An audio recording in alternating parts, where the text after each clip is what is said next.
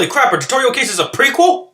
Mia, please calm yourself down. You're going to get yourself arrested for suspicious behavior, you know. What suspicious behavior? Or does Grossberg just have a really weird sense of humor? Oh, what's wrong? Do you have a cold or something, Mr. Wright? Actually, it's Wright. Like the Flying Brothers. People screw it up all the time. Really? That's the first I'm hearing of this. And yes, I have a cold. That's what this mask is for. Why did this game have to remind me of a time where nearly everyone had to wear masks? If you are truly innocent, I promise I will save you. Please let go of my shirt. Seriously, Mia, the man has a cold. You want in on that? I was under the impression that Marvin Grossberg was to be leading the defense. Yes. Well, you see, Mr. Grossberg had a bit of an emergency. Emergency? But isn't that him standing there right next to you? And even until her death, Mia still sucked at lying. By the way, I can't quite tell the cause of death from this photo. Really? Not even gonna hazard a guess at the dangling electrical cable? Though I guess the electricity is a bit hard to see in a black and white photograph. A simple question. I thought I might loosen you up a bit. I'm a gentleman, if you will. That's E-list. I'm so sorry. I didn't get a chance to read through the whole file. Ugh, my hemorrhoids are beginning to act up. Now I know why you're called Grossberg. I still can't examine my attorney's badge? Electrocution? But how could such a thing happen? Did the murderer use some type of new, super powerful stun gun, perhaps?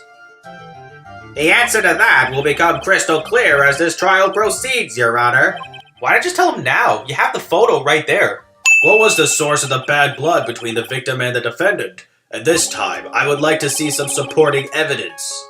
You say you want evidence, but do you really? I hardly knew the guy to begin with. I never even talked to that stuck-up British wannabe! Thanks for laying out the contradiction for me, defendant, except it's a contradiction in the statements and not with the court record. How is it that you knew the victim was, as you put it, a British wannabe? Yes, well... he was always walking around with a huge Union Jack on the back of his shirt. And that tells you he's a British wannabe. How? He could also just be a vexiologist, or just love studying the world. On the side, though, his major is in pharmacology. Mr. Wright, you've been lying to me! Please forgive me! You're telling me this pathetic man-child will go on to become a skilled defense attorney in the future? Also, what was even the point of this first testimony? Just to give us a taste of what little trust Phoenix actually had in Mia at first? Because we never see anything whatsoever that ties into this whole Union Jack and British wannabe business with the victim. Mia, you've made our client cry! Let him. That P on his chest doesn't stand for Phoenix anyway. He is, however, some other word that starts with P that we won't say out of fear of receiving an M rating from the ESRB. Also, the victim's wristwatch was broken. Broken? Yes, it ceased functioning when a large wave of electricity passed through it. So the wristwatch stopped at 3:05, but the autopsy report still gives the estimate of 3 p.m. even though they have the exact time. Oh, my buttocks! My poor hemorrhoids! Either stop clutching them so much or shut up! I don't want to hear it! I've been taking Cold Killer X for the last 2 or 3 days. The date of the incident was 2 days ago. If he was taking Cold Killer X the whole time, why hadn't he been wearing his mask while he was there at the scene? Her mini omelets are magically delicious.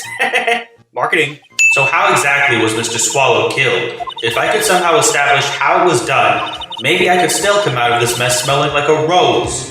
Why are we having the defense do this job? Shouldn't it be the prosecutor establishing the murder method? But even a beginner like you must understand the basic rules of the court, yes? An attorney must be able to substantiate their arguments with evidence. Of course I know that! Actually, I had totally forgotten about that. You totally forgot? This is one of the most basic rules. That's not something you just forget. What is that? Everybody facepalm in 3, 2, 1. My hemorrhoids never lie. The show is over, Mia. Stop it with the hemorrhoid! You know what? Counting this in as well, I'll add one for every other time he talks about his hemorrhoids. No! No.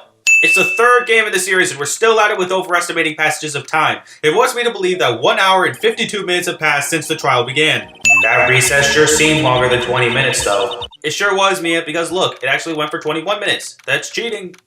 If anyone says anything rude, you can be sure I'll cut them right down to size. And I will bash them with my gavel. I love how they look straight at me when they say that. I know, right? It's bad enough they're totally accepting of committing senseless acts of violence in a courtroom.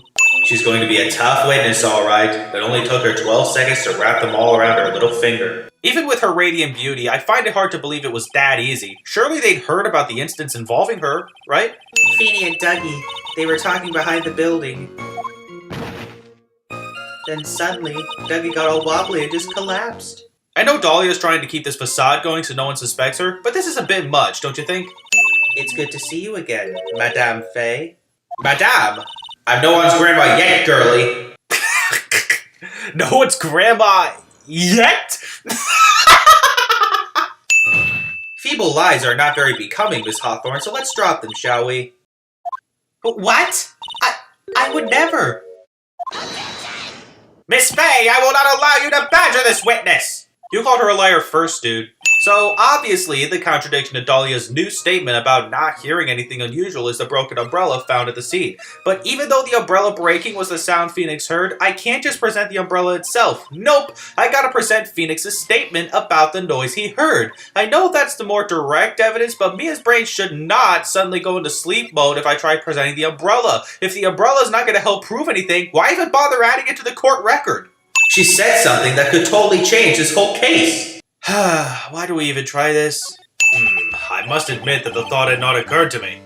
Just what kind of thoughts do occur to this guy anyway? Just be happy you wouldn't be alive to hear most of them.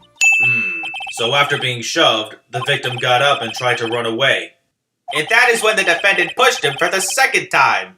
This would have been a good opportunity to ask Mr. Payne how many palm prints were actually found on the leather jacket, but that's right, Mia's not experienced enough at that point to ask that kind of question.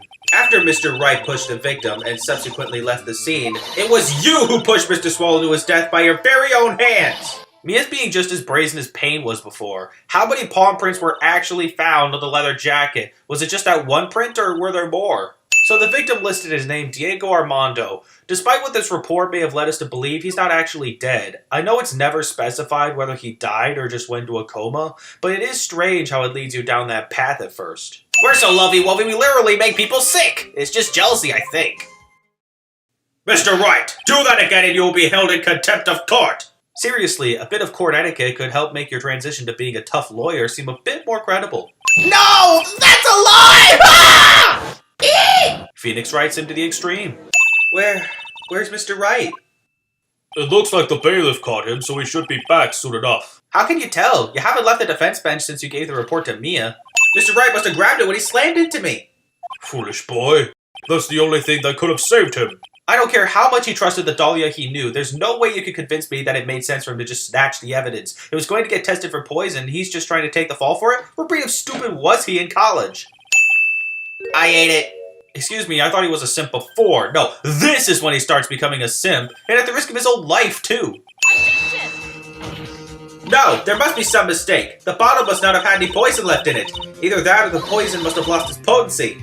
Or maybe the poison is just slow acting, and what a delay that would have been for the next 14 years. Wait, Miss Faye, you tell him! Dolly didn't do it! She's innocent! You just got done talking about how she was kneeling down next to the victim. Why would I let up on my attack on her now? What a simp! It is the opinion of the court that there has already been enough discussion. Therefore, I will allow only one piece of evidence to be presented. If you are only allowing one piece of evidence, why is the penalty only 30% of the confidence gauge?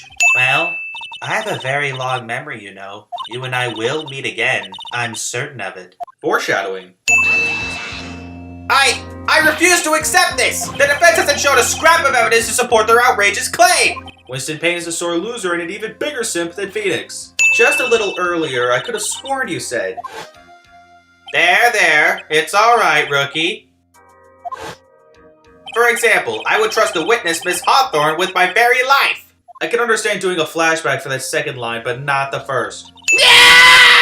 My hair is flying off! My beautiful hair! Oh no! No! Ah, so that's why Winston Payne has that bald spot. Game time could not have been 3 hours and 3 minutes since the proceedings resumed. The dolly that I saw up there on the witness stand, I don't think that was really her. Phoenix is right about this, but we're just going to go through the whole game thinking he was just being delirious. Right now, I'm studying to become a lawyer myself. That's what you keep saying, but I thought you were in the art department. Actually, now that Mia mentions it, why was Phoenix in the art department if he was supposed to have been studying law?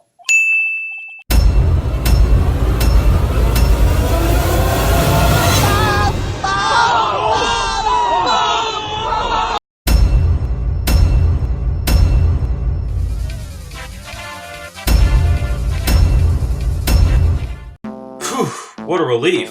Glad the jewel is still safe. You haven't even opened the safe yet. How can you tell? Oh, you said it, pal. It must have been our rock-solid security that scared them off. What's Gumshoe even doing here? I thought he was supposed to be a homicide detective. This is a theft we're looking at. I'm sure this is just for cinematics, but no way Master Mask has the ability to just fly and Batman his way in front of that Bruce Almighty moon. We shall meet again when the next moon is full! But the theft of the Karain Sacred Urn wasn't during a full moon. It took place on October 12th, and if we say the third game takes place in 2018, that would be before even the first quarter moon on October 16th. The full moon was on October 24th. Wait, I think I'm a bit confused. During the opening, when the guards were checking on the valuable, they referred to it as a jewel. The only jewel Damask ever stole was the Tear of Emanon, which was his first heist. Damask's dialogue would then suggest that he has plans for his heist to take place each full moon, which, as I said before, wouldn't make sense given the day in which the urn was reported to have been stolen. But one last thing, Master Mask's name is always spelled with a star in between the two words. What does that mean? Photographs in black and white? Okay, fine, I'll take it. But why is this poster in black and white? That's why I dressed up extra special today. What do you think, Nick? But those are the same clothes I always see you wear every single day. Exposition, exposition, rush it out ASAP. Nick, what's going on? Who is this woman? Why are you freaking out on me? What? I just thought it'd be more dramatic if I got all worked up, that's all. Mystic Maya, you shouldn't let him off the hook so easily. I'm all for the dramatics, Maya, but can you keep it down in front of Pearl? I knew that Karain Village was the hometown of your assistant, Maya. I thought it would be great to let the rest of the world know about it, too. But that's not exactly thanking me, per se, is it? Maybe, but who'd want to see an exhibit on the treasures of Phoenix Wright? Tough, but fair. It's not a real weapon, so the blade isn't sharp. Ah, phooey. I wanted to cut something. What are you eyeing me for? Are we absolutely sure that Maya never committed even one murder? What the? You're cleaning the toilet again? I never knew you were such a toilet freak! We've had this toilet cleaning gag before we first went to Lordly Taylor already. Since when did Phoenix become obsessive-compulsive about the freaking toilet? Hold up. I thought that urn had the name Ami written on it. You're only noticing this now? Mr. Nick, would you mind not telling Mystic Maya about that? Am I honestly expected to believe that Maya doesn't know already? She was the defendant for the case where, at the same time, that urn broke. And that urn is a very important family heirloom. Not to mention, we were just talking about that very same case. I can't believe no one's noticed this until now, a whole year later. Phoenix, are you trying to steal my job? Is being a lawyer just not enough for you? Again, why is Gumshoe here? He's a homicide detective, unless he's also involved in robbery investigations? Why is it that every time something bad happens, you always show up, pal? I should be asking you that. Aren't there any other detectives? Not for the next 7 years, pal. Alright, we got it. Why don't you two kiss and make up already? Are you trying to inspire yet another fanship, Maya? So who was guarding the basement warehouse? That guy. It's all his fault that the thief got away, pal. What guy? Come on, you can give me a better description than that. That makes sense. When you get famous, there are always imitators. Mr. Nick, if you work a little harder, maybe you can have your own copycat someday. Foreshadowing. Ah! Billin! It was you! Without further ado, let me fulfill what should be the first duty of any gentleman, and introduce myself. The name is Atme. Look at me. I haven't taken my eyes off you this whole time, believe me. Oh, hi. Don't let him intimidate you, Nick. Stand up and show him what you're made of. Any special reason why this line in particular needed to have green text? The name's Wright. Phoenix Wright. His attorney. Roll credits. Well then, shall we begin our little game? Game? Why does the phrase one short of a baker's dozen come to mind with this guy? Maybe because he looks like an evil guy. Naturally, wherever Damask goes, you will find Atme laying his elegant traps. Elegant traps? More like Damask out-eleganced you and made a beautiful getaway. But this time, I allowed him to escape with the illusion of victory. Illusion? The Sacred Urn got stolen still. What was your plan after Damask got out? To fool your enemies, first you must fool your friends. It's my own original proverb. And unfortunately has been applied too dang much in fiction, whether it was intentional or not. So you're saying that even though On-One came through those doors last night... No joke, I've been trying to figure out this line for a long time because I knew there was some kind of typo in there. Then I realized that the word no, as in no one, is completely screwed up. This sort of thing cannot and should not go unnoticed. The fact that we're required to present this calling card to Atme, despite Detective Gumshoe strictly telling us not to show it to anyone. I had no idea you were so pathetic with high-tech stuff, Nick. Oh, and I suppose you have a better idea how to work this stuff? Maybe Detective Atme smashed Master Mask with it, like this. Youch! What the heck? I don't care if that sword was never real, it's still a blunt object. Who's going to come to your defense if Phoenix dies from his head injury? It's like she's trying to get convicted for a murder charge.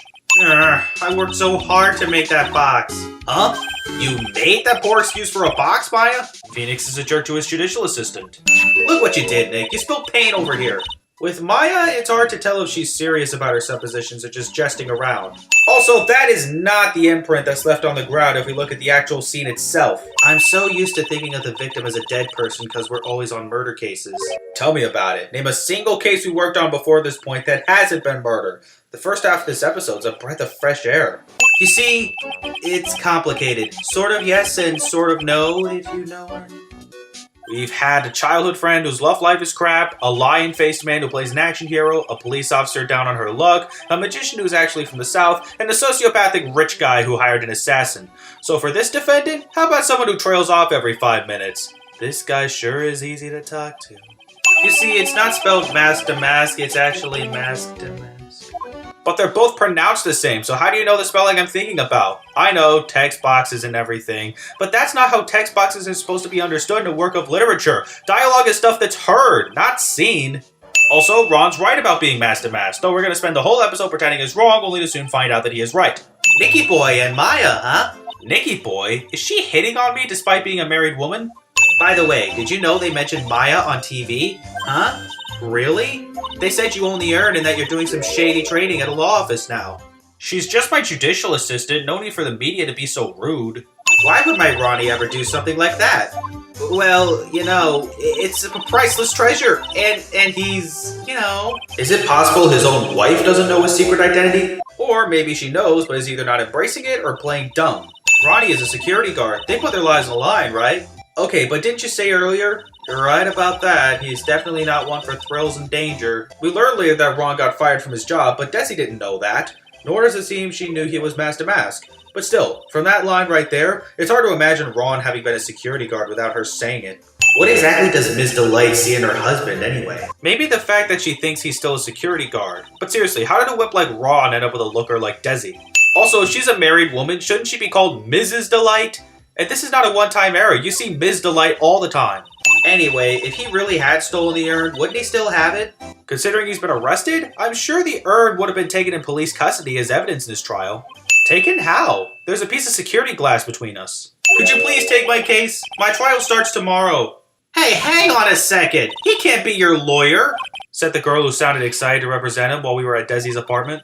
I went and bought us a strawberry cake. I'll go make some tea to go with it. Please tell me you're not using my money for it. It looks like she feels really bad about what happened at the detention center. I'm fine with flashbacks, but this was a very recent event. We didn't need a flashback for that. Yeah. Thanks. Pearls? Oh, excuse me. I was in the middle of cleaning the toilet. Oh no, I think the Phoenix toilet disease has started spreading. You're Mystic Maya's special someone. She did say that, but it was in the winding way. I doubted you, even though Mystic Maya trusted you completely. Yet you had no problem giving me the evil eye when I was talking to Adrian at the beginning of the episode. So I'm going to show you I can be useful too, by finding some evidence. Hey, wait up! Ah, she sure runs fast. Nick, let's back off and give her some room, okay? No, not okay! That's a 9-year-old girl running out all alone in the streets of LA! It's not safe for her alone! Whoa, it's a huge hearth! That's a fireplace. So, what's the difference? You need to stop judging things based on narrow-minded cultural assumptions, Nick. Right. Sorry. No! Don't apologize to her! You're absolutely right! That's a fireplace! A hearth is a completely different thing! Also, what freaking hearth? By the looks of it, the fireplace doesn't have a hearth! Well, kinda hard to tell with the table in the way, but still, complete failure of a variation on the classic stepladder joke!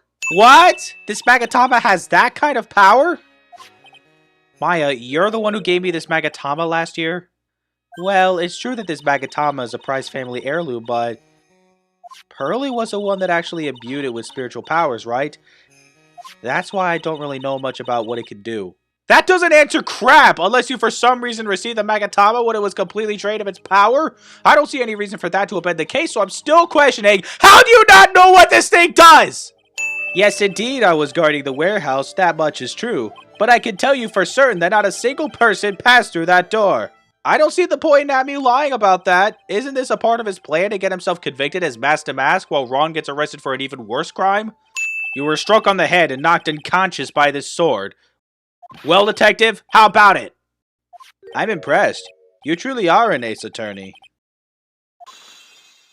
Why did the psyche lock break? We learned later that was actually a lie, so there was no reason for the lock to have broken. I underestimated you, Nick. A gorgeous lady like this? And married, too. Way to go, dude. Don't deny it, Larry. You got the hots for her, too. Hey, come on now. You're embarrassing me. And in front of this pretty little thing here. I knew it! And what's with those clothes? You look, well, weird. Hey man, that was uncalled for. This is my uniform for my part-time job. No, I can see where Phoenix is coming from. I just can't imagine Larry being a competent security guard. And you know what? I'd be totally right. Women, they're so... Ah! Oh! But you're different, Maya. You're not like the rest. Hey, Nick, it's not what you're thinking at all. No, I'm pretty sure it is. You haven't changed a bit. No way, man. I mean, she's a married woman. That's just bad news. He really is here just to check out Ms. Delight. As if I needed further reminder how much worse he's gotten since last time. If I lost his job, I'd never have a chance with Desi. Go back to being a stupid hot dog vendor. Huh? A blackmail letter? Do you know anything about this? What? I don't know anything about Alexis, and that's the truth! Huh? What? I can't believe you do this to me! I thought you were my friend! I know I said I wanted him to just be a goofy idiot again, but this is just going way too far. I thought I'd go to Lordly Taylor to try and find some more clues, but I'm afraid I've gotten lost. See, this is why you idiots should have gone with her! That phone call just now sounded like real cutie. Another one of your, special friends? Larry, first off, it sounded like a real cutie. Second, that's a child's voice. Stop trying to bring me down to your level. Okay, that's a bit too far. And the fact that Phoenix is using a phone that's too old for the game's proposed time period, which does crunch up the voice. But still, this bag, I'm sure it wasn't here before. And Abby had no reason to bring it here now. Whatever it is, it feels kind of hard. Smooth. Like my gumshoe. Do you know what your biggest mistake so far has been, Sir Lawyer? It was becoming a lawyer in the first place. That certainly does sound like a big mistake, Mr. Nick. Pearl, don't agree with him. In fact, it was Mr. Edgeworth who acknowledged Godot as the best in this country. Except we learned that Edgeworth never heard of Godot. Abby sure likes to put the intimidation by telling that kind of lie, doesn't he? Either that, or because he has an obsession with Godot. What, not many people talk about it? Come on, it's obvious. Well, that's good to hear. The prosecution has a fighting chance tomorrow. How is that good news? You have taken a step down the path of foolishness. To try to defend a career criminal who deserves nothing less than the death penalty. Hey, last time I checked, no one knows for sure that Mr. Delight really is Damask. And last time I checked, the death penalty is not an applicable punishment for grand larceny anymore. This isn't the Middle Ages. I can guarantee that my Ronnie is innocent. If he's declared guilty, I'll be ever so cross with you. So why are you smiling when you say it? That just makes me wonder what kind of tortures Desi may have in mind for Phoenix if he fails the trial. No matter the man, we all wear masks, either on our faces or over our hearts. Thanks again, game, for reminding me of a time when we all had to wear masks on our faces. So, we finally meet, Mr. Phoenix Trite. I know, Godot hates Phoenix over Mia's death, but is there any particular reason he calls him Trite throughout the game? So, going down the line of prosecutors, we get a pathetic beginner's run with terrible arguments, a charming guy who dresses fancy, said charming guy's mentor who intimidates the judge into thinking his way, said mentor's daughter who wields a whip, and now a coffee addict with a big bulky mask. Could this franchise get any weirder? What's next? A rock star? A samurai? A pretentious monk? Very well, it's only coffee after all. What? You can't be letting him slide this early in the trial! I know, right? All Godot really did was sound cool. Little else. Much like the Nickel Samurai contradiction in Farewell by Turnabout, you're not allowed to look at the court record for reference when pointing out the thing in the security photo that proves it wasn't Damask in the basement warehouse. Though this one's not as bad because the security photo is the evidence you needed to present to Godot's question anyway, and you can look at the publicity photo before presenting the evidence, and also, there's no infinite penalty. This one still goes out to the Ace Attorney fans that don't approve of this crap though. The problem I have with the security photo is the brooch on Damask's chest. A breach? Here? Bailiff, get my steed! We need to retreat at once! How did he hear breach? And what freaking steed? Zvari! The truth has once again been elegantly revealed to me. What we have here is a judge and a prosecutor. A coffee maniac at that. Am I correct? Well, yes, that's right. Ha! Not bad. Not bad at all. You're the first person that's ever been able to penetrate my secret veil. Not that much of a secret, really.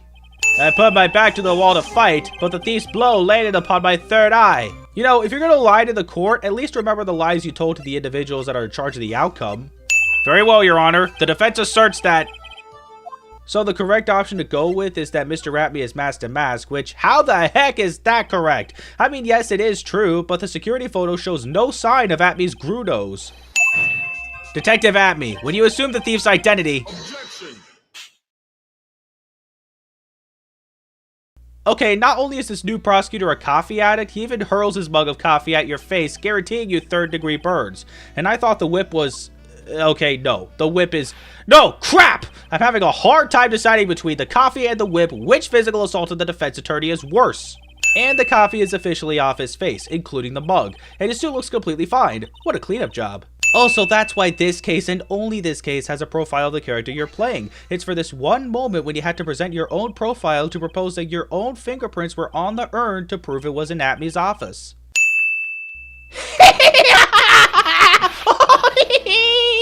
Nice. If Damon Gant was the Joker, I guess that makes Luke Atme the Riddler.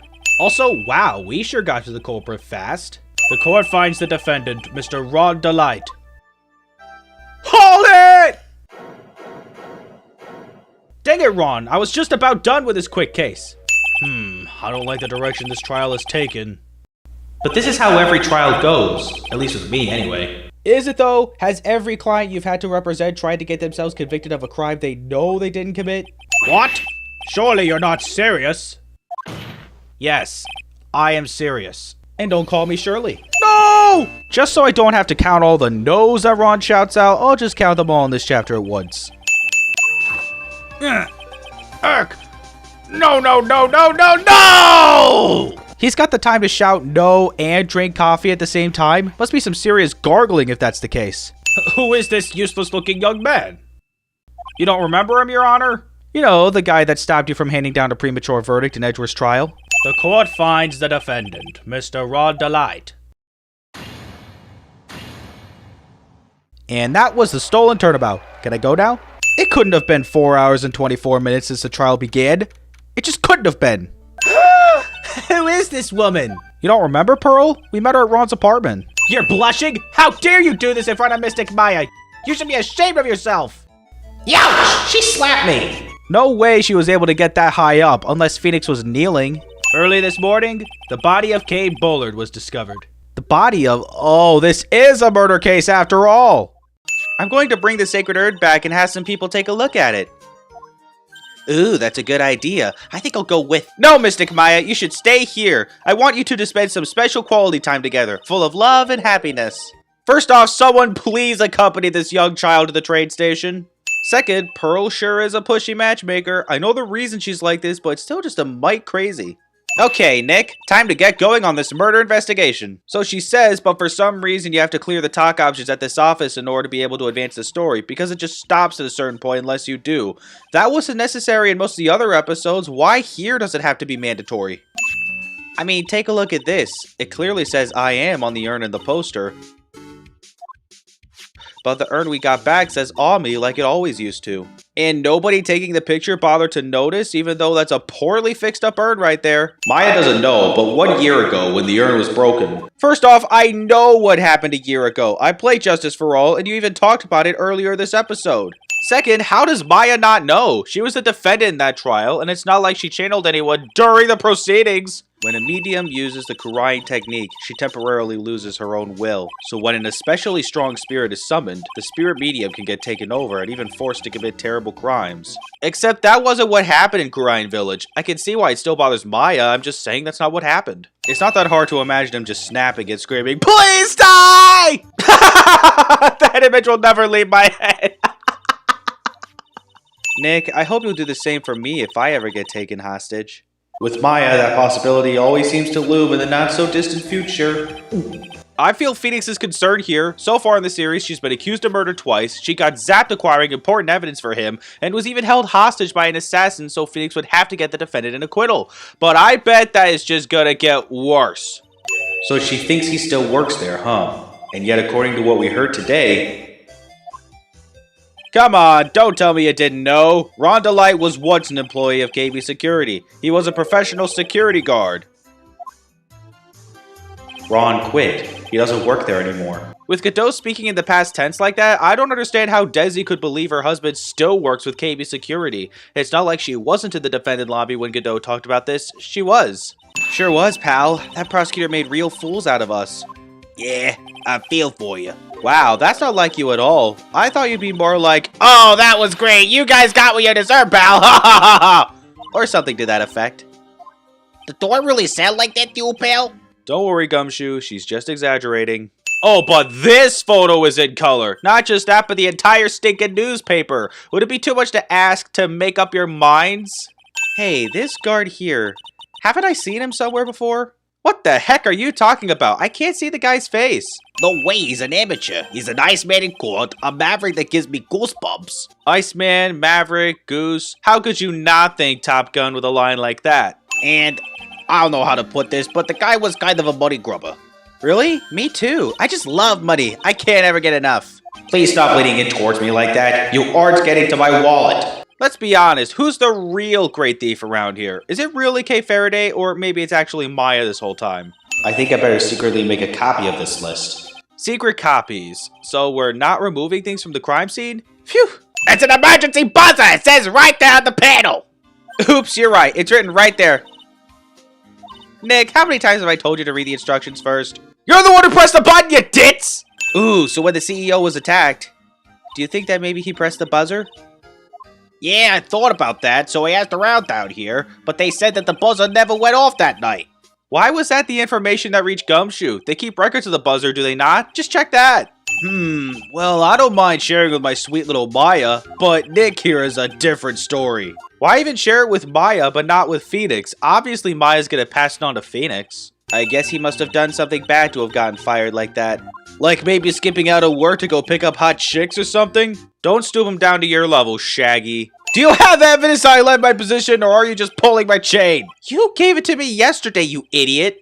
That night, it went off just once, in the morning, at around 1 a.m.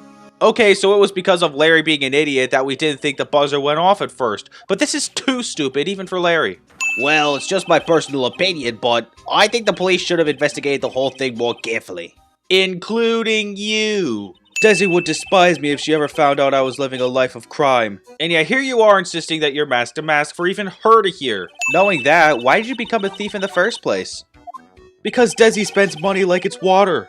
That's not really a good comparison. Water, much like money, needs to be used sparingly so that you don't waste too much. Also, does Ron even need Desi? Couldn't he find some other woman that's not so wasteful with her money? When I went into the CEO's office, someone was in there. Someone? Wow, thanks for showing me a silhouette of the so-called Phantom Thief. Not like I would have eventually nailed him for the murder anyway.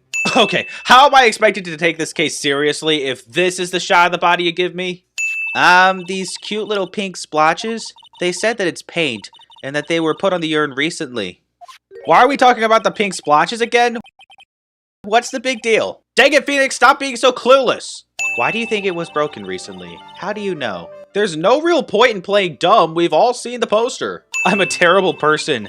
Not only did I break it, but I tried to hide what I did. Well, that's not so hard to understand, is it, Pearly? No, not at all. I know just how she feels. That makes it sound like Maya actually does know how the urn got broken, which would be perfectly logical given the circumstances, but whenever Phoenix and Maya were alone, Maya seemed completely clueless about what happened. So does she know or not? Pick a lane, game! Every other time we've seen, well, the time, there's always been a space between the time and the AM/PM, except for this time. Ron DeLite is simply too young to be sent to war. That's all. I'm afraid I have no idea what that means, Mr. Godot. Ha! Then you need to get out more, Your Honor. Life is war, but that is exactly why you must be more precise in your wording. That's all my statement means. You understand now, right? No! I never drink more than 17 cups of coffee during any given trial. 17 cups of coffee in a single trial? That can't be healthy. I remember when Mia was defending me, she allowed me to testify so she could do the cross-examination. That wasn't exactly the reason, though. She kind of neglected the fact that the cross-examination was still a necessary procedure. You did it, didn't you? Yes. What? No, that's not true! For a moment there, I thought we'd set the record for the shortest trial ever. You know, that's true. This deserves a sit-off. We learned yesterday that Rod didn't just quit his job, he was fired. We also learned that he needed money for Desi's horrible spending habits. But with that being the case, you'd think you'd be able to present Desi's profile at this statement when it first shows up, but it doesn't work until you first press the statement about how he used to work for KB until a year ago and ask why he was fired. Sure, he never told us why he was fired yesterday, but we still know he was fired and he kept it a secret so we could stay with Desi. This contradiction shouldn't be much of a problem to point out, even if we didn't have all the exact information. Just to be on the safe side, I dressed as Master Mask, and then I descended upon the office of the CEO of KB Security. What?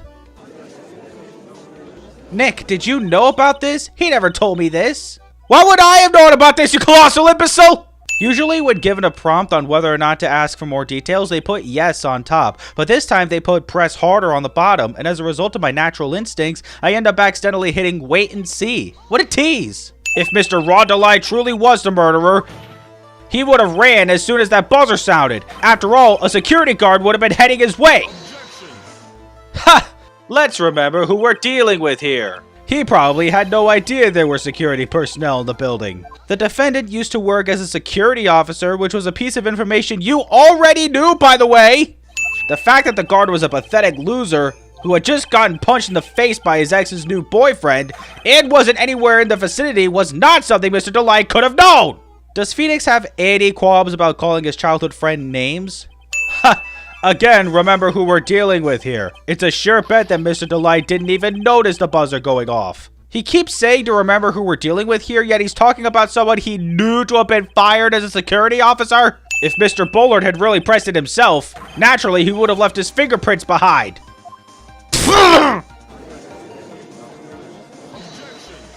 Rod Delight obviously wiped them off. Okay, now that's just desperation right there. It would seem I've been forced to eat crow. What? Who was it that framed Mr. Rod Delight for the murder of Kate Bullard? Oh gee, it couldn't possibly have been the man whose silhouette I kept seeing in those flashbacks. Can I really risk your life like this? Phoenix.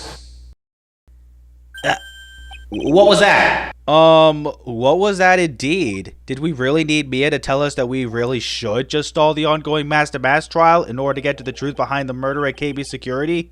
Come on, that's not right. No way the trial's gone for nearly 2 hours at this point. Dude, the incomplete beard does not look good on you. Who's this hoser, eh? Ooh, a Canadian judge. This game just got fancy. I could have sworn I heard Mia's voice. So then, she's still alive. In your heart. Remember when I theorized that maybe it was because Maya was trying to reach out to Mia that we heard her voice in Turnabout Goodbyes, only to be proven wrong when she started talking to us again in Rise from the Ashes, meaning I was back to having no answer? After playing through a grand total of 10 episodes at this point, I finally get an answer. Why did it have to come so late? What about when Maya was leaving for Karide Village after DL6 was finally solved? That would have been a perfect opportunity for Maya to confirm for the player her spirit lives on in you. But still, now that I have the answer, she lives in you! The judge called for a 20-minute recess, yet it went for 23 minutes. That's cheating. Now then, if you'll excuse me, I have a verdict to receive. Unfortunately, Mr. Abney, we still have to do your cross-examination. A fool is too foolish to know that he is a fool. Words couldn't more accurately describe Abney here. You wouldn't think he was a witness yesterday. Oh! Are you saying that I, Lone Wolf Luke, had an accomplice? I love how it gives you the option to name the accomplice, so just don't.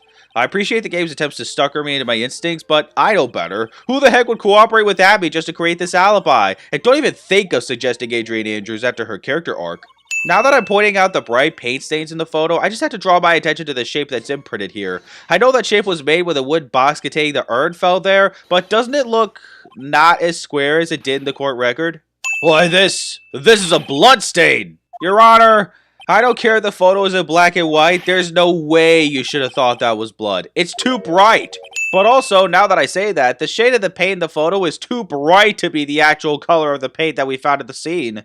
Come now, Sir Lawyer, there you go again on one of your strange delusions. Mr. Wright, what basis do you have for your strange delusions? What basis do you have for going along with what the witness is saying?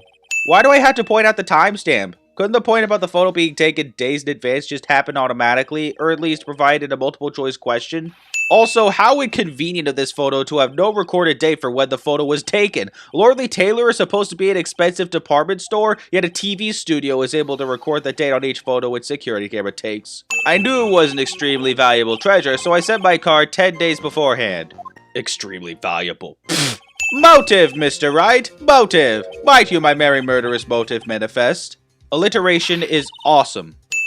Without a motive, it's nearly impossible to prove guilt in a murder case. I don't know, we managed to prove Frank Sawin's guilt, and we didn't get to his motive until later. That photo shows a magnificent detective as well, does it not? Furthermore, it also shows an ugly guard, namely the defendant. It does show a guard, but it doesn't show the guard's face. Seriously, why is it drawn too poorly for the player to believe anything the characters say about Rhonda Light being clearly shown in the photo of the newspaper? At times like these, men are made to express themselves with their fists. Why don't you show us what you've got there, Junior? Indeed. Time to man up, Mr. Wright. Whoa, when did this turn into Phoenix fight? The identity that Luke Atme wanted to so desperately keep secret was his identity as. As always, the multiple choice questions just give us two stupid answers that are obviously wrong. Why would we say Ace Detective? He had no problem spelling that out since we first met him. It's one of his most active traits. And he can't be Mask to Mask because Rhonda Light is Mask to Mask. When you were in grade school, you received the same report card every year. Careless, with a tendency to jump to conclusions. Am I wrong? How did you? Wow, what a stalker. Why you? How dare you even dare imply that what so smart capable as I could ever follow such lowly depths? Why not try doing something yourself with those big mouths of yours? You're fools, I say! None of you can compare to my genius! You're all just jealous, so go on! Desecrate me, commemorate me! There is nothing a great Ace Detective cannot handle! Blackmail, murder, threats! I'll get away with all of it! Uh-oh, sounds like someone else got the old bad chatterbox disease. Status critical. Whoa, that's a sprite I haven't seen since Maya got kidnapped. Earlier, after the last cross-examination, this witness made a number of remarks. So, not only are those remarks unhelpful for our case, except maybe him accusing Rhonda Light the way he is does warrant some scrutiny, does it really matter that he made those remarks in the first place? And the blackmail letter? The victim likely just mistook the color of the jewel. I know that's not the case-breaking contradiction, but how does Abby suppose Bullard would do that? Colorblindness is my only guess. We cannot postpone Luke Abby's trial any longer. This is your last chance. And he's absolutely right to say this. If you press any of Abby's statements, except for the one about Mask to Mask costume, it's an infinite penalty. In other words, game over. But here's the kicker. If you just present evidence at any of the statements, you're just given a normal penalty. Why is presenting evidence okay? Well, to be more accurate, more okay to do than just pressing a statement. You're wasting time either way. There isn't any evidence that contradicts with that testimony. So it would seem. What do you mean, so it would seem? Listen, Phoenix, pointing out contradictions doesn't always mean you have to present evidence, does it? Of course it doesn't! Phoenix should have already known this after being part of more than 10 trials at this point. That's right, the defendant had yet to tell anyone else this fact before this morning. Therefore, the only people who should know this are those who have been watching this trial. But Atme had the information about the emergency button not having fingerprints on it despite it having been pressed. Would it be too much of a stretch for him to state that Rod did in fact wear the Mask to Mask costume at KB Security?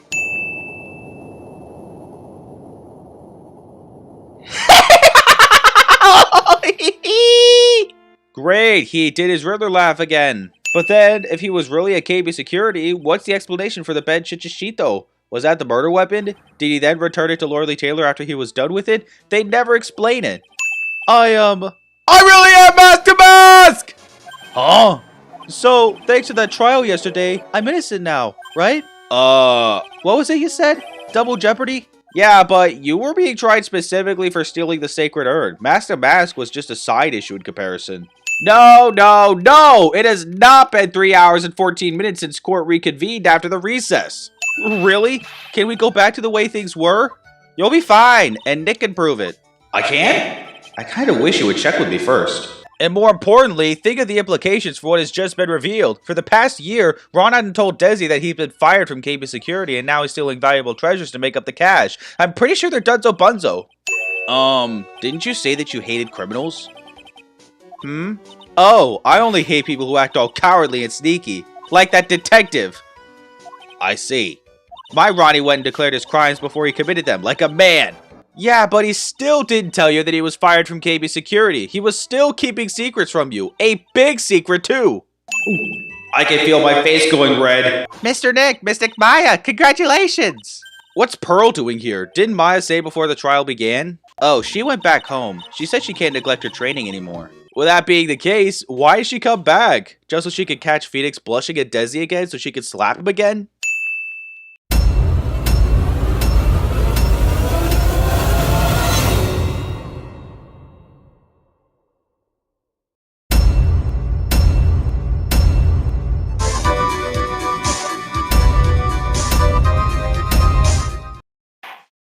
That's enough! This court sees no reason to further prolong the trial. Wait, it's over already? The episode just began.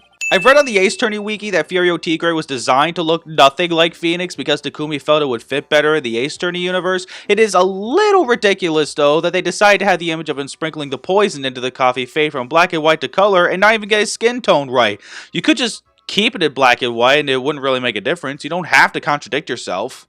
And they even proceed to show Tigre behind the defense bench pretending to be Phoenix Wright. I got a lot to list about this imposter, such as the fact that this opening cutscene depicts him as having the same skin tone as Phoenix instead of the orange tan Tigre actually has. But I'll get to all those other crazy things about the impersonation as we go through the episode because, man, I'll have a field day with this. When was that issue from, anyway? December of last year, which I guess makes it last month. Last month? You mean to tell me it's been a month since the initial sham of a trial and this is the first Phoenix has heard about this? Because the Phoenix Wright is super famous now. Well, maybe only sort of. This only lends more credence to my previous sin. Why didn't Phoenix hear about this sooner? But why would someone want to impersonate me? I have a better question. How do they pull it off? Basing this sin off of information from Rise from the Ashes, don't those badges have ID numbers on the back? Do they not check badge IDs? If it doesn't have Phoenix's badge ID, the imposter should have been found out right away. Dang it, Maggie, didn't I already clear your name 15 months ago? And now your job is a waitress. That imposter just made a mistake. I was fired after that incident last year. No, you weren't. At the end of the last game, you said you were resigning to become a waitress. So which is it, Capcom? This whole mess started on the 3rd of last month, and it happened at Taipyan. They screwed up the accent in the name. It's Taipyan. So it was a band CD. Maybe a promo disc? Maybe it was MC Screwdriver. Interesting take on MC Hammer, but that's the name of a rapper, not a band. Sorry, Maya, someone had to say it. And what about the killer? What did he look like? Well, I don't really remember. Only that he was a young man. I know he's Phoenix's imposter, but Tigre is 42. That's not a young adult. He's middle-aged, and he looks middle-aged. Hey, Maggie, was my double Iam here, too? No, I don't remember a phony you, Maya.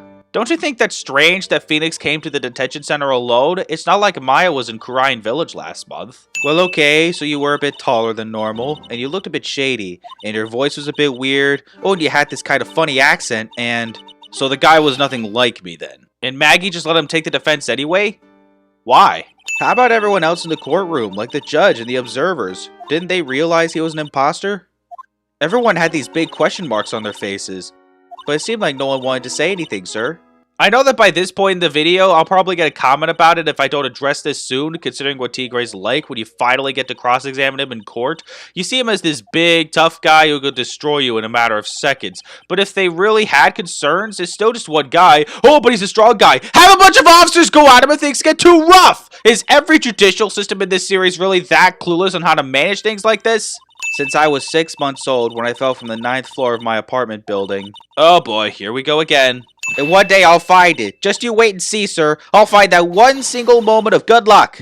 I've looked at your future, Maggie. It's not looking good. You'll appear in one more game and get accused of murder again. And after that, you don't get to show your face in the series again until maybe Ace 37, where you are a murder suspect once a freak again. Why is the crime scene still barred off? Why is the tablecloth still staying with coffee? It's been a whole month since the original trial and still it's under investigation? What's the point of forcing me to grab the sports magazine from the restaurant, then just going straight back to the detention center for Maggie to remember the name she saw, then back to Tribune?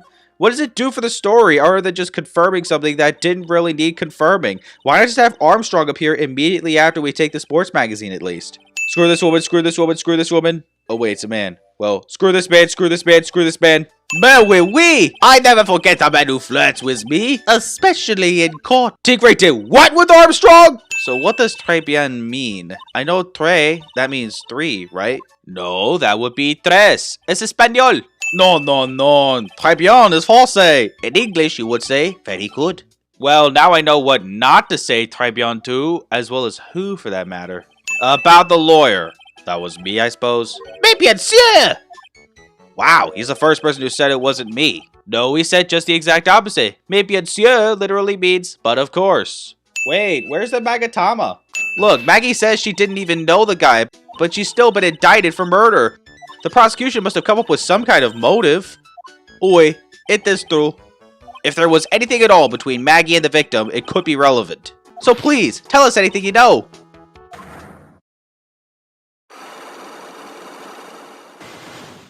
I know that Armstrong is the accomplice, and I also know that Armstrong took the lottery ticket he thought was the winning one, but what reason did he have to hide what Maggie's motive in the murder was? He could still do that without revealing his involvement.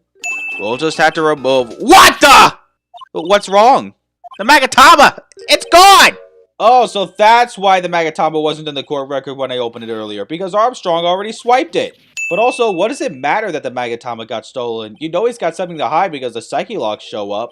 But also, it's not like we even have the information we need to unlock the secrets anyway, so why even bother with the Magatama theft? But also, the Magatama doesn't just disappear. Just ask Armstrong if he has something in mind and get it back. He's throwing seeds out for the pigeons. Maya, he's not throwing seeds for them. He's throwing seeds at them. But he's not throwing seeds yet. He's just standing there rubbing his nose like a grumpy old man. Excuse me, sir. Can I ask you about Maggie Bird? I don't know any Maggie Bird. Yes, you do. Maggie, the waitress at Tribune. Was there any reason to assume the old man knew the waitress's name?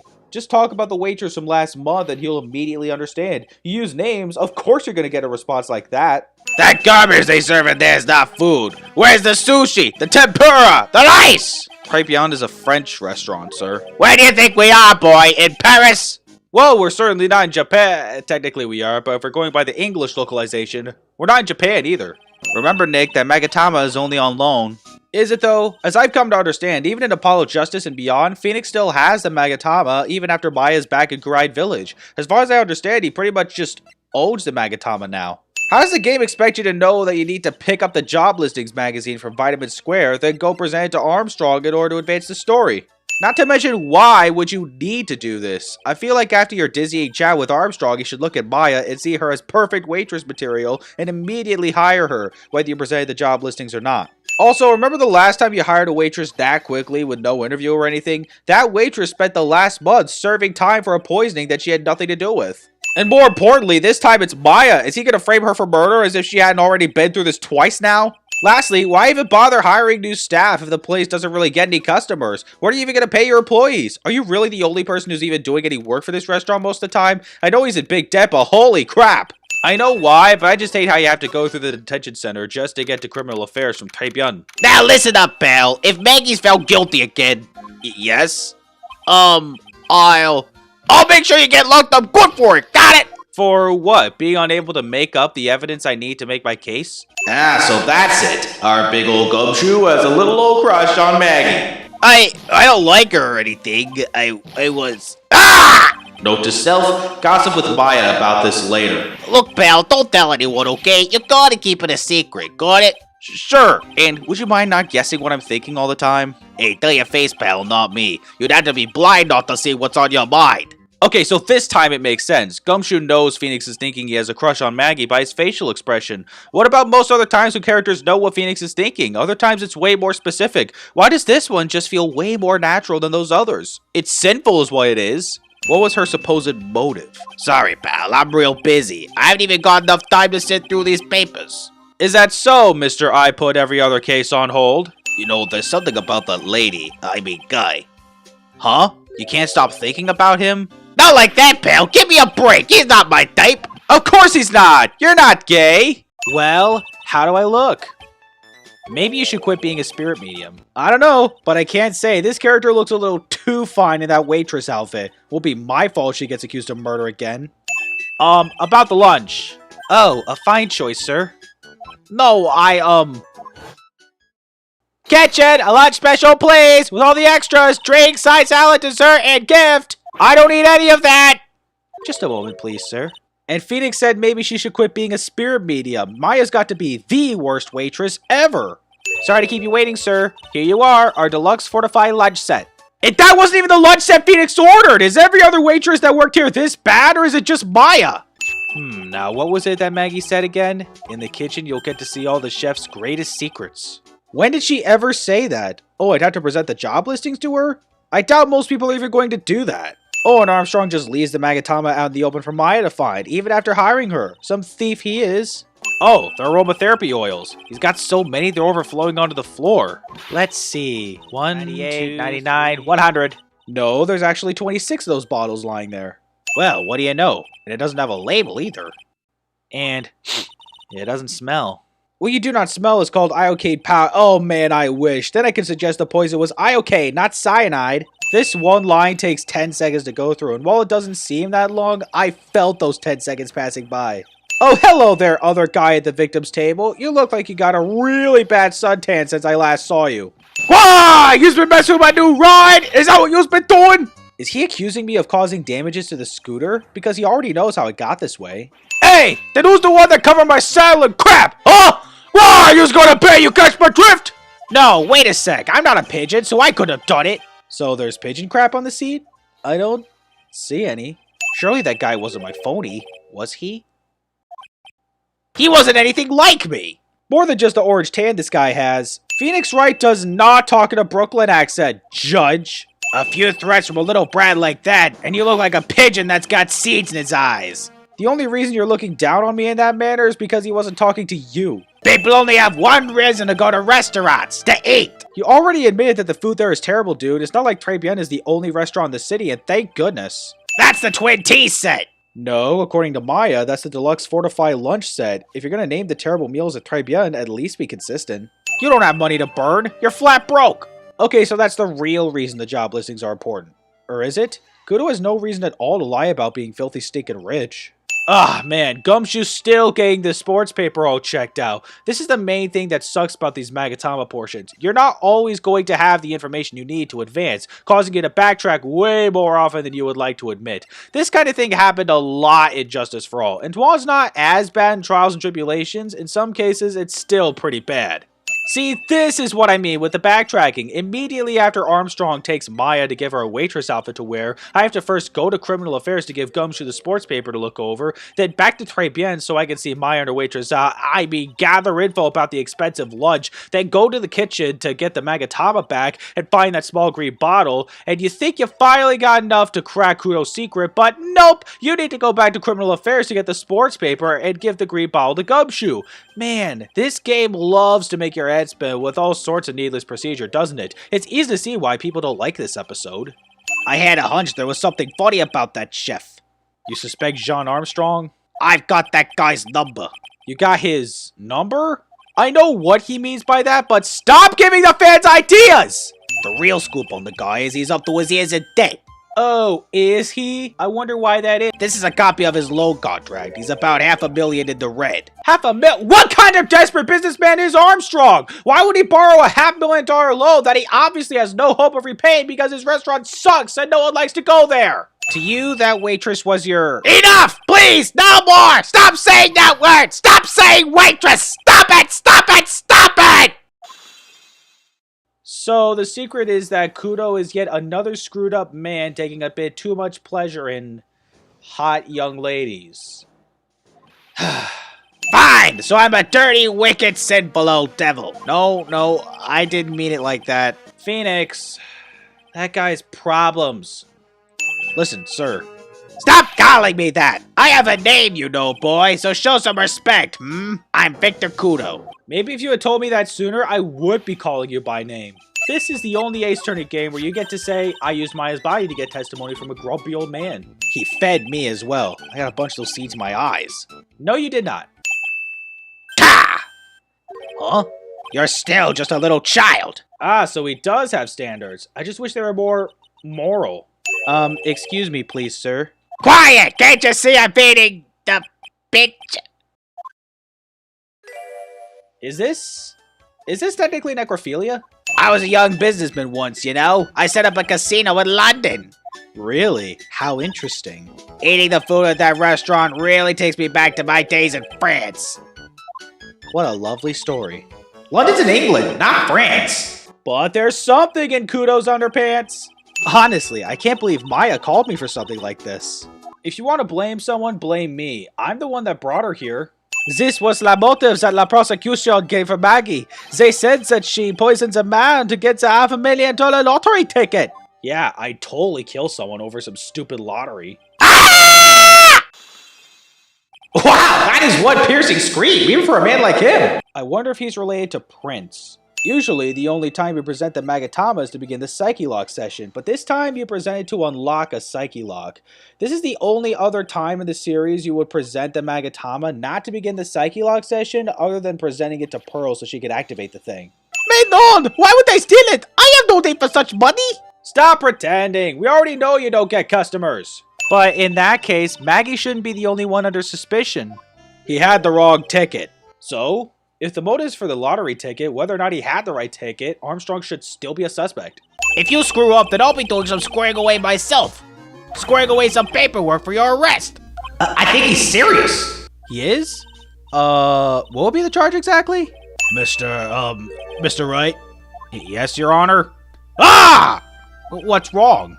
Nothing. It's just whenever I addressed you in the previous trial, your response was, "You's talking to me?" And you never bothered to hold the guy in contempt of court? I know Tigre's a strong guy, but that's no reason not to have a bunch of officers go at him. She claims that there was another man at the victim's table. Yeah, that's what she said, and I... What killer wouldn't say that when faced with a homicide conviction? What killer would just stick to her testimony even after 2 witnesses have testified to the exact contrary? what piece was it again?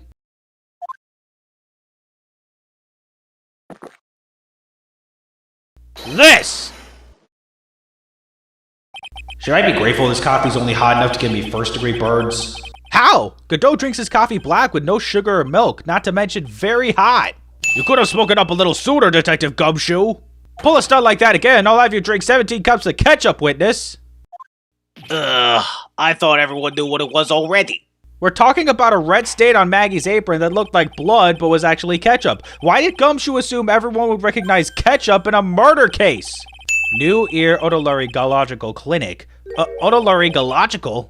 Thanks for giving me an ultra-long and hard-to-pronounce vocabulary word to figure out, game.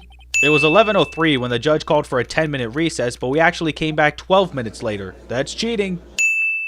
Mr. Kudo, she is not a serving girl. Please refer to her as a waitress. Ha! You're as bad as the rest of them! All these newfangled words, what's wrong with the old-fashioned ones, I honestly don't know whose side to take. On one hand, the judge shouldn't be taking issue with Kudo's choice of words. It sounds like more of a preference than anything. But on the other hand, Kudo had no problem saying waitress yesterday. Besides, the word waitress has existed since the 1500s. Why would Kudo have a problem saying it now?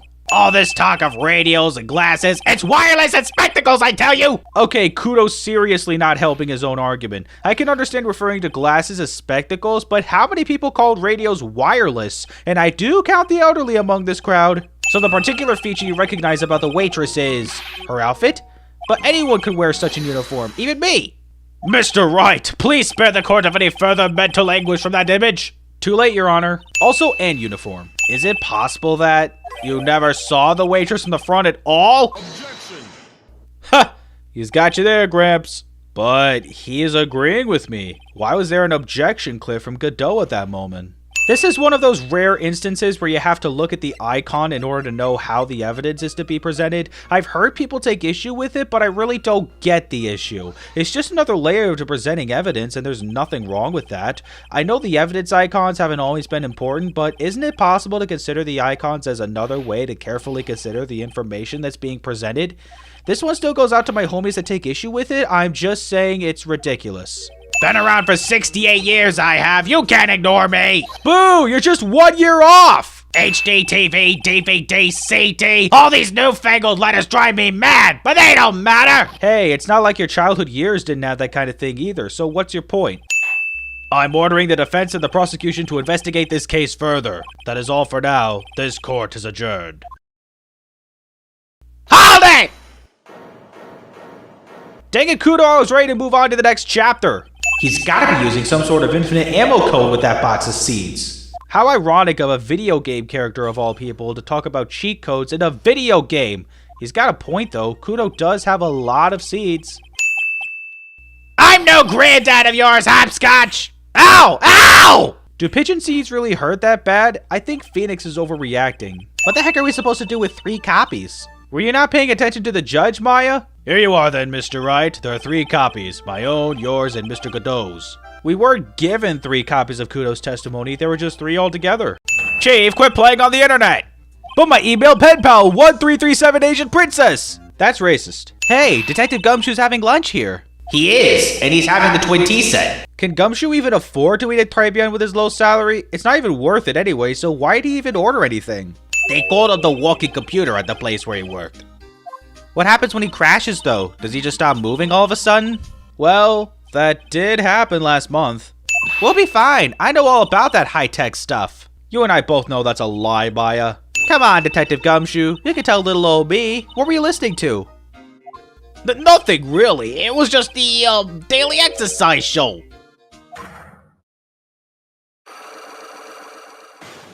Why is this a Psyche Lock section? We already heard you shouting when we came in. Just tell me about the lottery. Well, that's a minute of my life I'll never get back. Sure, it was only 1 minute, but wasted time is still wasted time. That way, I could give you my undivided attention and cook for you la dish supreme. Putting on a brave face, huh? That's what girls do, Nick. With a line like that, they could have just made Armstrong outright a female head chef, but nope, instead we get this joke of an existence. So, who was she? She looks so polite and graceful. Maya, Maya, Maya. Can't you take the context clues? If I tell you that woman, she will slice me up and eat me with the salad garnish. Why is he smiling while talking about his life being in danger? How many weenies are in here? There's not a person on earth who could down this much meat. You'd be surprised, Maya. I have my eye on you, only so I can take care of you. Understand? In case you haven't noticed, I've kind of been poking around this area, so if you're gonna take care of us, do it now. That's an attorney's badge. Is the tiger a lawyer? No way, look at this thing. It's made of paper. Okay, but the description says it's made of cardboard, so which is it? I know cardboard is made of heavy paper, but no one I know looks at something made of cardboard and thinks, oh, this thing's made of paper. Why doesn't anyone recognize an obviously fake badge when they see one? Dang it, Phoenix, I was just about to send this, but you beat me to it. This only further proves my point that this shouldn't have worked. As evident in Rise from the Ashes, attorneys' badges have IDs on the back. A badge made of cardboard obviously wouldn't have that. What, do they just not check IDs? How is it that the judicial system gets even more useless with each game? I accidentally knocked over a really big space heater once. Cleaning up was such a pain. It was one of those super antiques where you have to burn a ton of charcoal. How did she manage to knock one of those over? Aren't they supposed to be super heavy? I swear Phoenix is trying to steal my setting job. What? It's not the Rocco soundtrack, is it? Claw of the Tiger? Could these pop culture references be any more on the nose than this? Let's listen to it. I bet it's heavy metal. No way. That woman will make us drink more coffee if we do. No, she wouldn't make you drink anything. I don't think. Not this again. Did you call them on your cell phone? Gah! Do I look like I'd have one of those newfangled thingamajigs? To be fair, Phoenix did ask a pretty stupid question, especially if we're to consider Kudo's personality. My name is Lisa Bassel. Okay, so not only did you create one of the most boring Ace Attorney characters, you gave her a name that's not even clever. Oh wait, it's a palindrome? Huh. Still, not a great character. I'm researching the impact of time-slicing common areas and multi-threaded code on logical access to shared global variables. Obviously, program structure heavily influences response time and performance, so the co-independence of global variables and memory overheads is vitally important to the success of the execution. Yikes, thank goodness I didn't care. How about Mr. Rogue's desk? Have you cleared it out already? No, not yet. It's this one right in front of you. It's been a month since the murder and you still haven't cleared out Elg's desk? Why? What if you get a new employee? He was a bit of a loser. Perhaps that would be the best way to describe it. Wow, way to speak of the dead in such a manner. You said he got himself into trouble because he was a bit of a loser.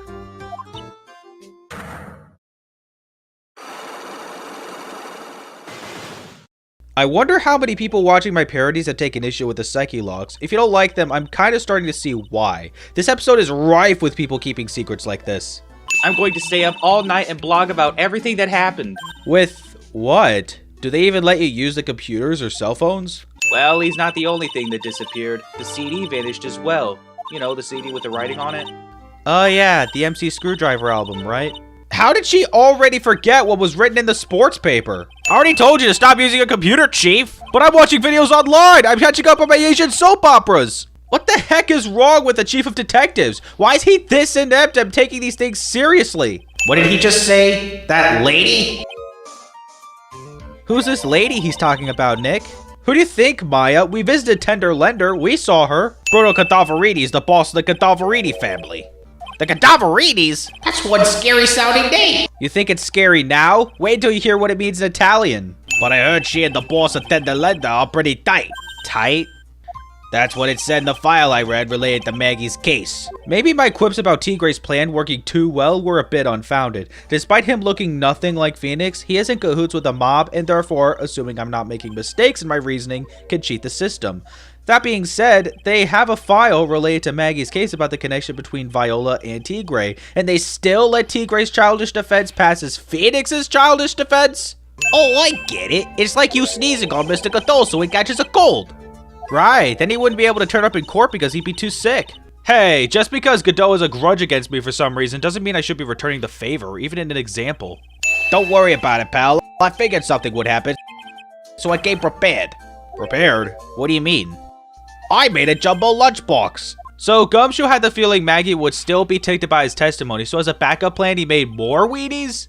You good people are very, very bad. Cashing in on others' misfortunes is immoral. Who said anything about cashing in on others' misfortune? Remember what I said earlier about this episode being rife with people keeping secrets? I think this is one of the worst examples. At one part, in order to be able to break one of Basil's Psyche logs, you'd have to talk to Viola to get the Furio Tigre profile into the court record. I especially don't get this because by the time you have every other piece of evidence you need for the other Psyche logs, you already came face to face with the tiger and learned the correlation between the man and the title. Even if you don't know his real name, you at least know what he looks like and the fact that he's referred to as the tiger. Just have that info put in the court record first, then once you learn his name, make an update. It can't be that complicated, and not learning the name first shouldn't prohibit you from advancing in the Psyche log segment. Tender Lender is on your side.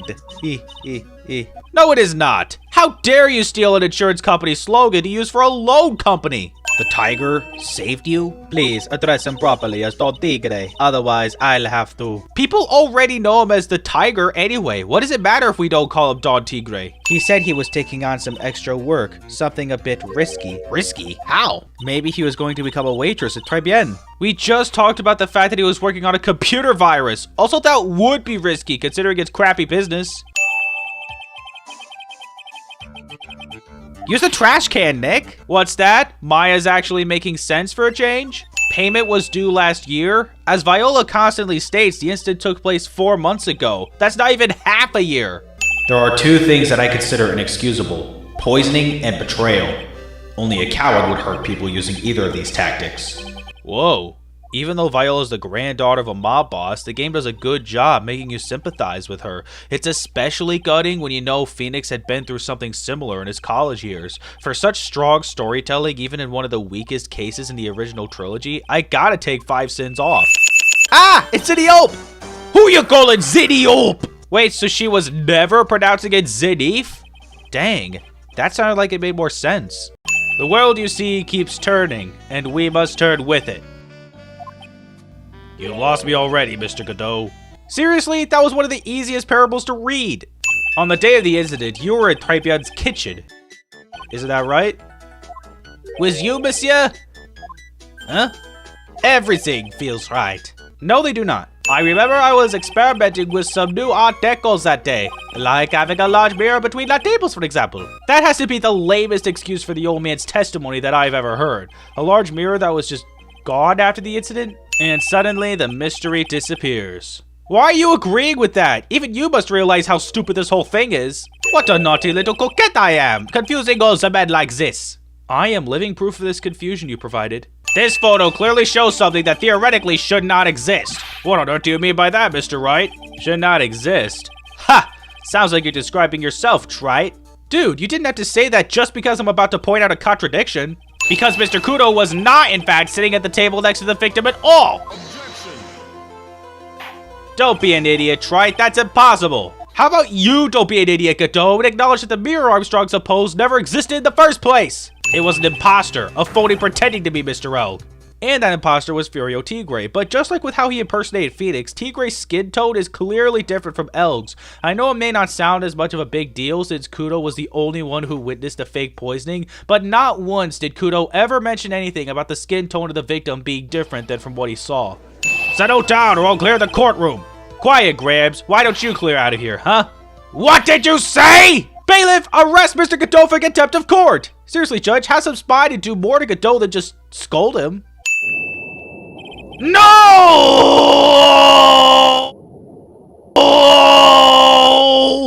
No, Mr. Godot.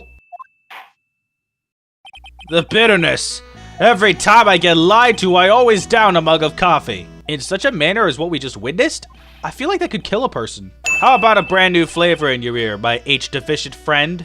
Say, resist! It is a trap! Listen to me! Por favor! Yo hablo español, Mr. Armstrong, and por favor is Spanish. So, the judge knows Spanish. Wow, who knew? Also, whatever happened to Armstrong sticking with his French persona? Sure. I guess he was never really French to begin with. What do they always say in the movies? I've got a bad feeling about this. Phoenix Solo. Absolutely no way. It couldn't have been 3 hours and 21 minutes since the trial started at this point in time. Hey, that's the pot calling the kettle black, little Miss Top Knot. It's not a top knot. Actually, it is. Also, what the heck brought that on? The recess was meant to be 30 minutes, yet it was 35 minutes. That's cheating. So, who the heck called me to this hole? Was it you, Spiky? Spiky? You're one to talk. That lowlife ain't no lawyer. He just punches away at stupid details till he wins. I guess that's kinda true? Listen up, Smarty. Every time you ask me something that don't relate to this case, I'm gonna bill you $50,000, and you's gonna borrow the cash from me. Is he even allowed to force that kind of payment? I know he has criminal connections and all, but he's saying all this stuff out loud. Surely something can be done about that unless I'm mistaken. Witness, please remember that you're under oath. Lies will not be tolerated. You call me a liar? Is that what you're doing? Well, you did say you never met Glenn Elk before, and that wasn't true. Seriously, what's with these witnesses that have been caught in a lie but refuse to acknowledge it as a lie? I ain't never even been to that Trapien joint. Yous hear? Of course, he knows about Trapien because he was the culprit, but how is that not what Phoenix uses to expose his involvement? Until this point, no one ever said the name Trapien the whole time he was on the stand. Anytime Tri presses you on something irrelevant, I'll see he pays a penalty. Mr. Godot, that's my job! Your job is to slam that little hammer of yours and call a guilty verdict, so do it! Hey, stupid writer, you're writing a line for Godot, not for Avant Karma! Also, he tells the judge to call a guilty verdict, but he doesn't do it despite saying yes, sir.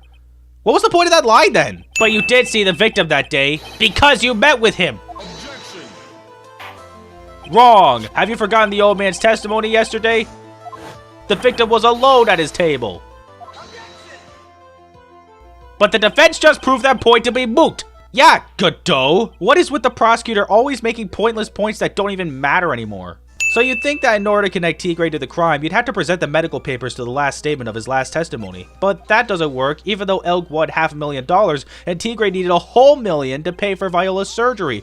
You have to first press the statement, ask about what he meant by everything being all over, then present the evidence to the new statement, which, by the way, changes nothing from what he said.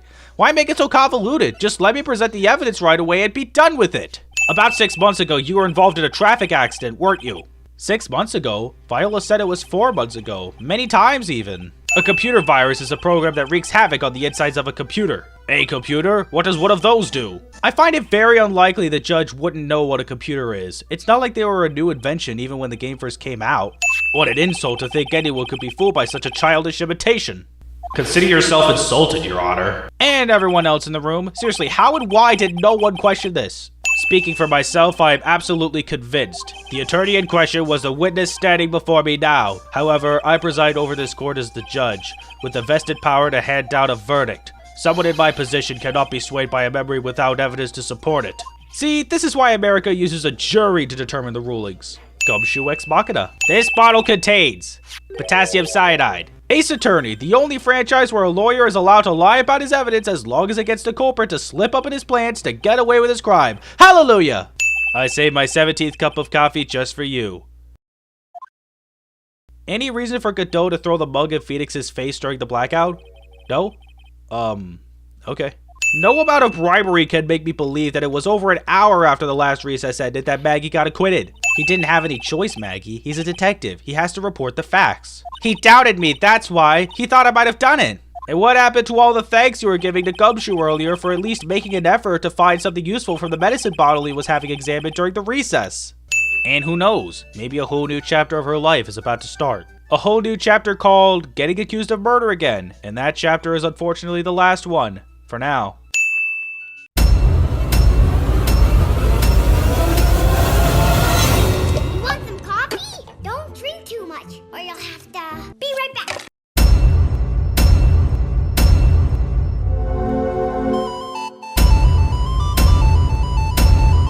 So the police files are just gonna act like Terry Falls really is guilty of the murder of Sergeant Hawthorne. Mind you, Phoenix is looking up this information 1 month after Dahlia has already been executed for the crime she committed 5 years prior. In which case, the files are outdated. Your garbage excuse of a hypothesis, I shall my time provide up your... I never should have accepted this case. Indeed, you shouldn't have. This guy's on death row for kidnapping and murder. Granted, he was guilty of neither of those crimes, but do you really trust the guy to not have done it enough to believe he didn't kill the current victim? So why did you escape anyway? That's gonna get old fast. How fast? I'll let the Sins do the talking. I could trust him, right? I mean, I should. I honestly wouldn't if I was in that situation. Hi, you look familiar in a couple of fashions. After all, it took an amazing amount of guts to take this case. Imagine, an escaped death row convict for a first client. I swear, the points are just being made for me. The prosecutor for today is fresh out of his diapers as well. Really? However, unlike a certain somebody who I won't mention, he's earned the reputation as a genius since beginning his law career. Who is this certain somebody? Since you're not mentioning it, now I just want to know even more because I'm seriously lost here. When I saw those overflowing eyes and heard that simple, childlike voice, I just had the feeling that he was telling the truth. Mia's right to think this, but it's amazing how it's even crossing her mind. Whoa, okay, this judge again, all the way from Canada. Cue the fangirls over the appearance of 20-year-old Edgeworth. Young people running a trial. I'm not too sure how I feel about that. Really? It's not like that's a new thing, if I'm not mistaken. There was no decisive evidence, so the trial was long and protracted. Correct, but in the end, what finally decided the case was a certain witness's testimony. A witness's testimony? The testimony of Detective Valerie Hawthorne, the person who confronted this criminal. She arrested Mr. Falls at the scene and later testified against him. She said she witnessed Mr. Falls throw his young victim into the river. If this was Detective Hawthorne's account, why was she not called to testify sooner? She should have been the first to the stand. Aha! The truth is becoming clear to me now. Huh? Yes. It's quite obvious that the defendant is guilty. Well, wait a minute, that's not right. At least hear the case before you decide on the outcome, Your Honor. Watch yourself, Miss Faye. I'm not sure I care for your word choice or your tone of voice. No, she's absolutely right. To call a premature decision like that would be against the rules, no matter who the defendant is. If there was no blood on the bridge, then you have no proof that they even met there. Oh, please, as if blood would be the only answer to that. Now, would the defense please hurry up and proceed with the cross-examination? Yes, Your Honor, cross-examination. Coming right up. Hey, settle down there, kitten. If you keep trembling like that, you're gonna make me spill my coffee. Well, what do you expect when the judge gets impatient about my first cross-examination? Listen up. Never ask a question if you don't already know the answer. What kind of advice is that? Isn't that the reason we ask questions? Because we don't know the answer? It's not exactly white, as the caller requested, but as you can see, it's close enough for what it was intended for. No, I'm pretty sure it's not. That photo is complete BS if we're talking about the scarf. The blue scarf presented in court would not have looked this bright in a black and white photo. Aha! The truth is becoming clear to me now. Huh? Yes, it's quite obvious. He's clearly guilty. Not again! That's not fair! I haven't even done my cross-examination yet! What do you mean, This judge is seriously making me consider him to be dumber than the other judge. I do admit that the crime scene was quite wet that day. However, that doesn't mean the top of the bridge itself was muddy. Okay, there's trying to win the Von Karma way. There's also just being a beginner running your first trial but already declared a genius. But then there's literally ignoring evidence you yourself presented that supports the defense's objection. Are you sure Edgeworth was really deserving of the title of genius while he was under Von Karma? No, I can't be outwitted by this novice bimbo. Women, grab your torch and pitchforks. Well, doesn't she look familiar? When I look at you, how can I put it? You look as scrumptious as a double-double and a dozen donut holes. I feel like I want to hurry up and hand down a verdict just to have a bite. Here we go again with the weirdness in Canada. And you would be? Huh? I'm the defense attorney. My name is Mia Fey. I see. So you are my big cousin. I remember taking some photos of myself once too. Please, no details. What? I'm saying that even though this bridge is currently in disrepair, there's no evidence that can prove that the bridge was broken during the incident. But the bridge was investigated, right? After all, the scarf was found on the bridge. Surely you had to have gotten a report about a bridge in disrepair, but actually when you got the scarf, it was because you were conducting your own investigation. No matter which way you look at it, Edgeworth's doing this on purpose. What if on karma?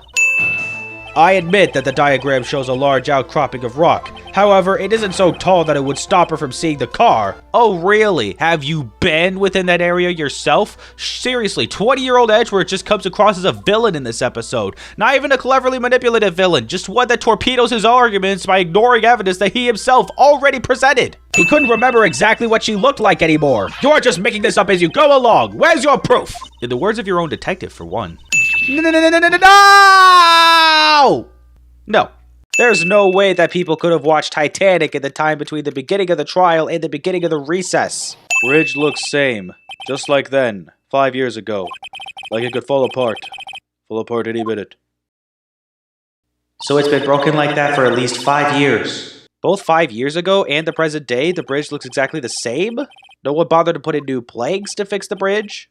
5 years ago, I kidnapped my girlfriend, Dahlia Hawthorne.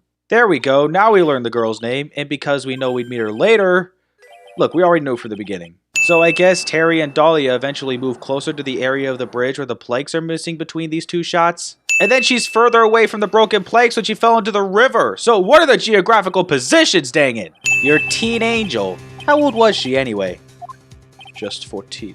14. That was 5 years ago, making her 19 now. And since Terry is currently 25 years old, that would mean a 20-year-old was dating a 14-year-old. What on earth is up with these adults and teens in these games, man? Why, if I had been wearing a white scarf that day, then he probably would have tried to kill me. If Dahlia really wanted to cover up her involvement, she wouldn't have said white scarf. We even showed the scarf while she was on the stand. She could clearly see that it wasn't a white scarf. Or better yet, just mention the scarf and nothing more. Because to talk about a light blue scarf would have also dug your grave as a result of the phone call. Well, it was foggy that day, and it was raining as well. It's not surprising that she mistook it for white. I don't think the rain and fog would have made a light blue scarf look white. Dahlia Hawthorne? I've never heard that name before. Maybe not, but her last name matches that of the victim. If she were still alive, she would be 19 now. Melissa Foster. I believe that's the same age you are. I've already asked this about the ages listed in the court record, but how does Mia know how old the witness is? I know it'll be painful for you, but can you enlighten us once more, my little Maple Leaf? Maple Leaf? I know this judge is Canadian, but isn't that a little much? Therefore, he could have unwittingly pushed her off the side of the bridge. Does Edgeworth just get enjoyment out of counteracting the testimony and evidence already provided or something? You were probably confident that you could handle the swift current. I know why she leapt off. She had the diamond with her, but I don't know why she thought she could survive. Evidently she did, but still. It's a special memory for me. This is it. This is what I went to get.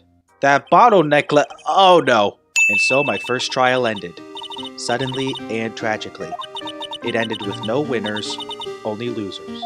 I don't know. Seems like Dahlia won this trial. Mia. The way Mia reacted makes it seem like it was the first time Armando referred to her by name, but it wasn't. Dang it. That moment could have been a lot more special.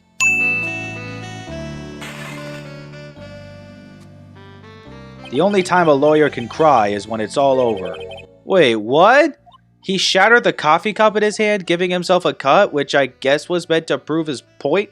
Also, while Armando is now Godot, he doesn't have any bandages on his right hand. I know that cuts heal, but I feel like that kind of design choice would have been great to tie the two identities together, but that's just me.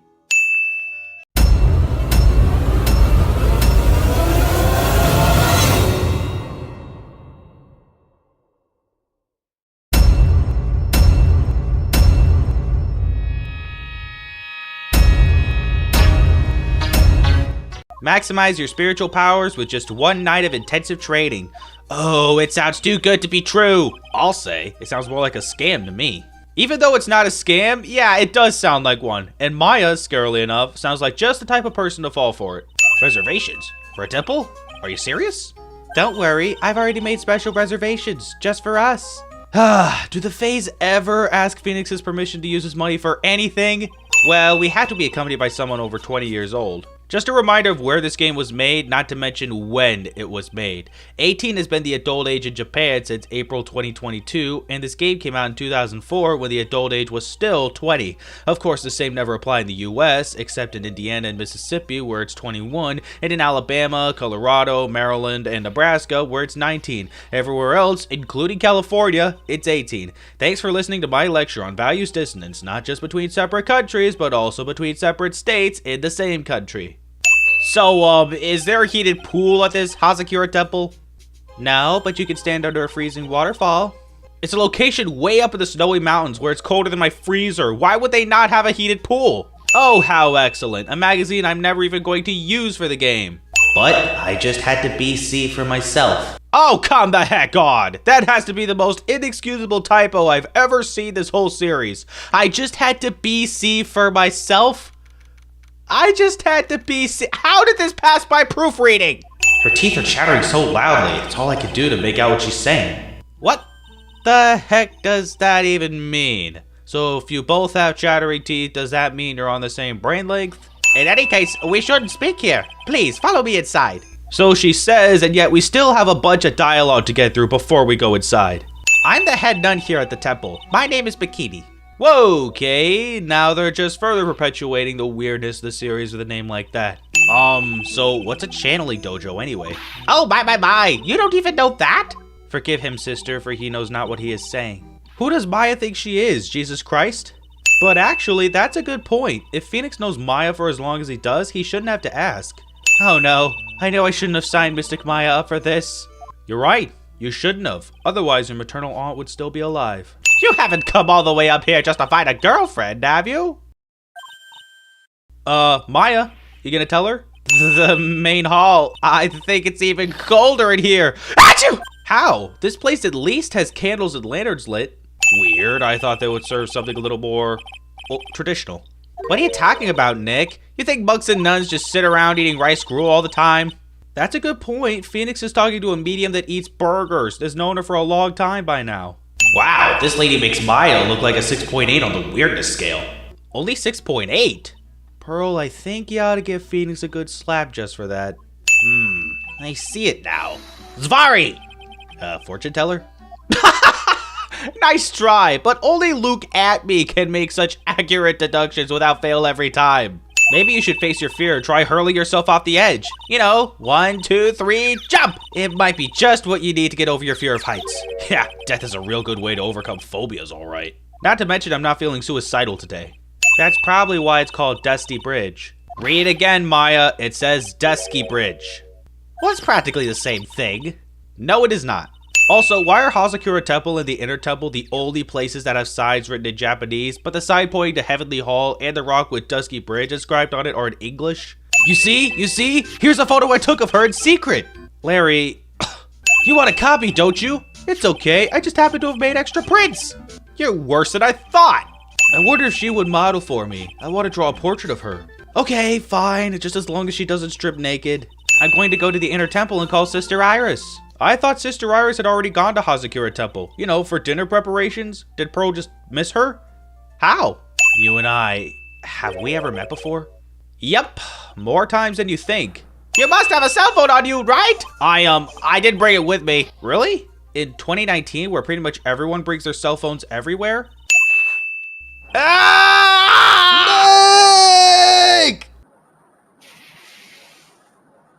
And that was Ace Attorney. Can I go now? So we don't know where Edgeworth is or what time it was when he got the call. Why put the date under unknown too? If we know he was in Europe, it would have to be February 8th there, since it was still February 7th. Very late at night, mind you, when Phoenix fell through the burning bridge. Why is it such a taboo thing to get all those specifics in place and time?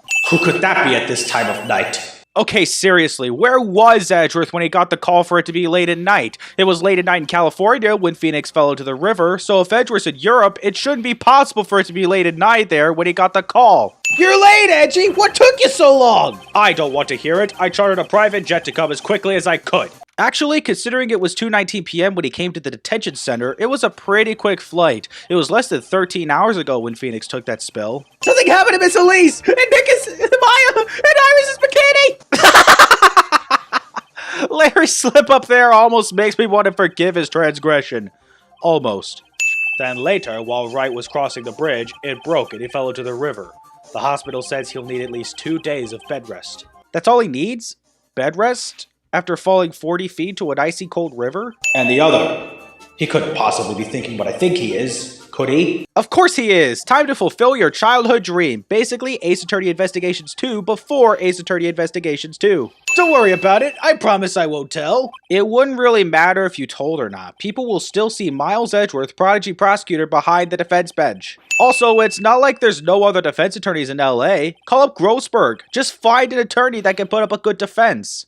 Also, don't those badges have ID numbers? Yeesh, with every sin, it makes Edgeworth's stance behind the defense bench that much less believable.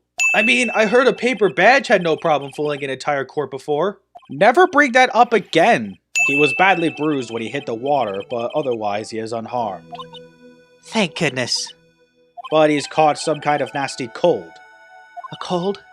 He's running a high fever and is drifting in and out of consciousness. That's all that happened to him? This guy fell through a burning bridge 40 feet into a rushing, icy cold river. Apparently, most bodies that fall into Eagle River are never recovered. Yet we hear of 2 people that fell into the river that actually survived. At this point, does it really make sense to believe that Eagle River is as deadly as they say? These must be what Wright was talking about. The Psycho-Locks. First Mrs. Monkey, and now Psycho-Locks. Sounds like Edgeworth has a habit of getting names of certain things wrong. At least it makes more sense for Edgeworth to say Psycho-Locks than Mrs. Monkey? I forgot to ask before, why was Edgeworth calling Global Studios mascot Mrs. Monkey? He's a bona fide Steel Samurai fan. So do you have any idea as to what really occurred last night? I think it was the result of the tremendous spiritual power that was unleashed. Iris is correct in saying this, though only because she had a part to play in this. I'm a man of science. I don't believe in spiritual power. Uh-oh, atheist alert! Those Psycho-Lock things aren't appearing. I suppose that means I can believe she's not lying. Thankfully, this one's more innocent than the last person who didn't reveal Psycho-Locks when they said they weren't the culprit. Long time no see. It's been about a year, or has it been longer? Wrong and wrong. It's been 11 months. A witness? Yeah, that bikini lady. Bikini lady? Here? On this freezing cold mountain? Well, you should talk to her yourself if you want the details, sir.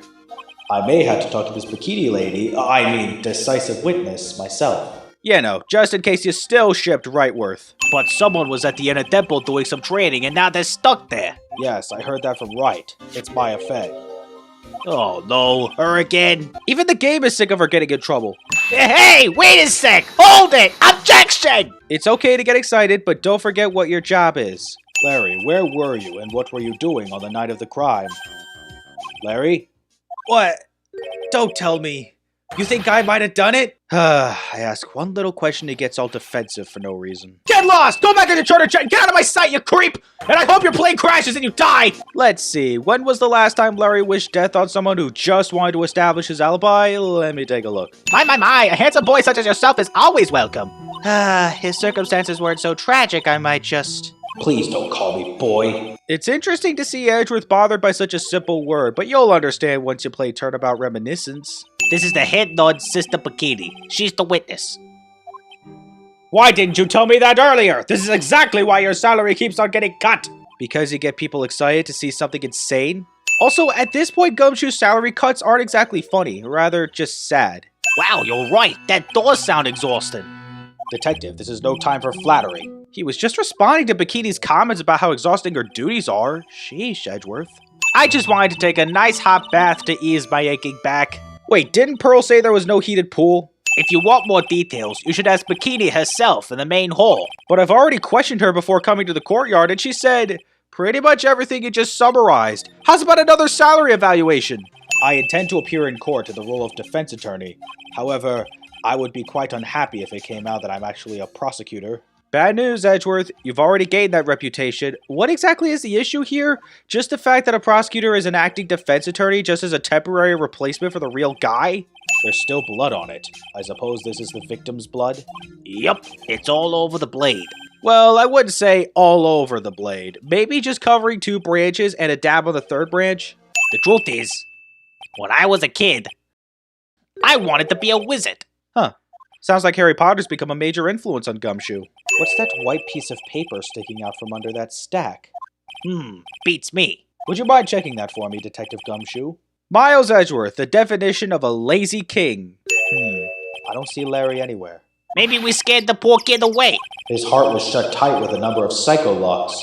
I guess I'll have to look for him now. No, we can look for him after we talk to Iris. Phoenix was first given this map before he crossed Dusky Bridge for the first time, in which case, why wasn't Heavenly Hall immediately on the map when we first get it? Any other time you encounter someone you already know has psyche locks, you present the Magatama and start unlocking the secrets. It didn't used to matter if they were in a different location. For example, in Reunion and Turnabout, you first find out about Pearl's psyche locks on the streets of Kurai Village, but you don't get to unlock her secrets until you meet her again in Fey Manor just outside the channeling chamber. In that instance, you could just present the Magatama without talking to her first. Why couldn't the same apply to Larry and Bridge to the Turnabout? I know he's got psyche locks. Let me unlock them without having to talk first. The main hall is surrounded by trees, and it's impossible to see the bridge from here. What? Why didn't you tell me that before? Because you hadn't answered where you were at that time? Why else? First of all, what's this at the top of the letter? It says salutation here. Well, that's what it said in that book, Letter Writing for Dummies. Larry must be an extra special dummy if he wrote the body text correctly, but not the salutation. Obviously, she wouldn't want old lady Bikini to know about it, right? About her hot and sour, bittersweet love affair.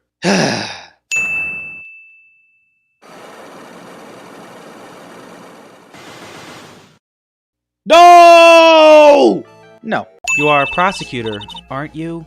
Are you sure about this? If your true identity is revealed. Again, what does it matter? Edgeworth's appearance hasn't changed at all, except for an attorney's badge in his lapel. So the trial is being presided over by this judge again, eh? Something about Edgeworth being behind the defense bench just feels wrong somehow. An empty prosecutor's chair could only mean that the prosecutor has no confidence in their ability to prove their case. Or maybe the prosecutor's just late. It would seem this case is already over before it had a chance to begin. I'm ready to announce my verdict at this time.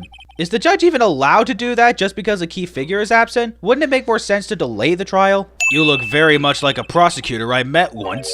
I believe you are imagining things, Your Honor. Ms. Von Karma, do you have anything to say?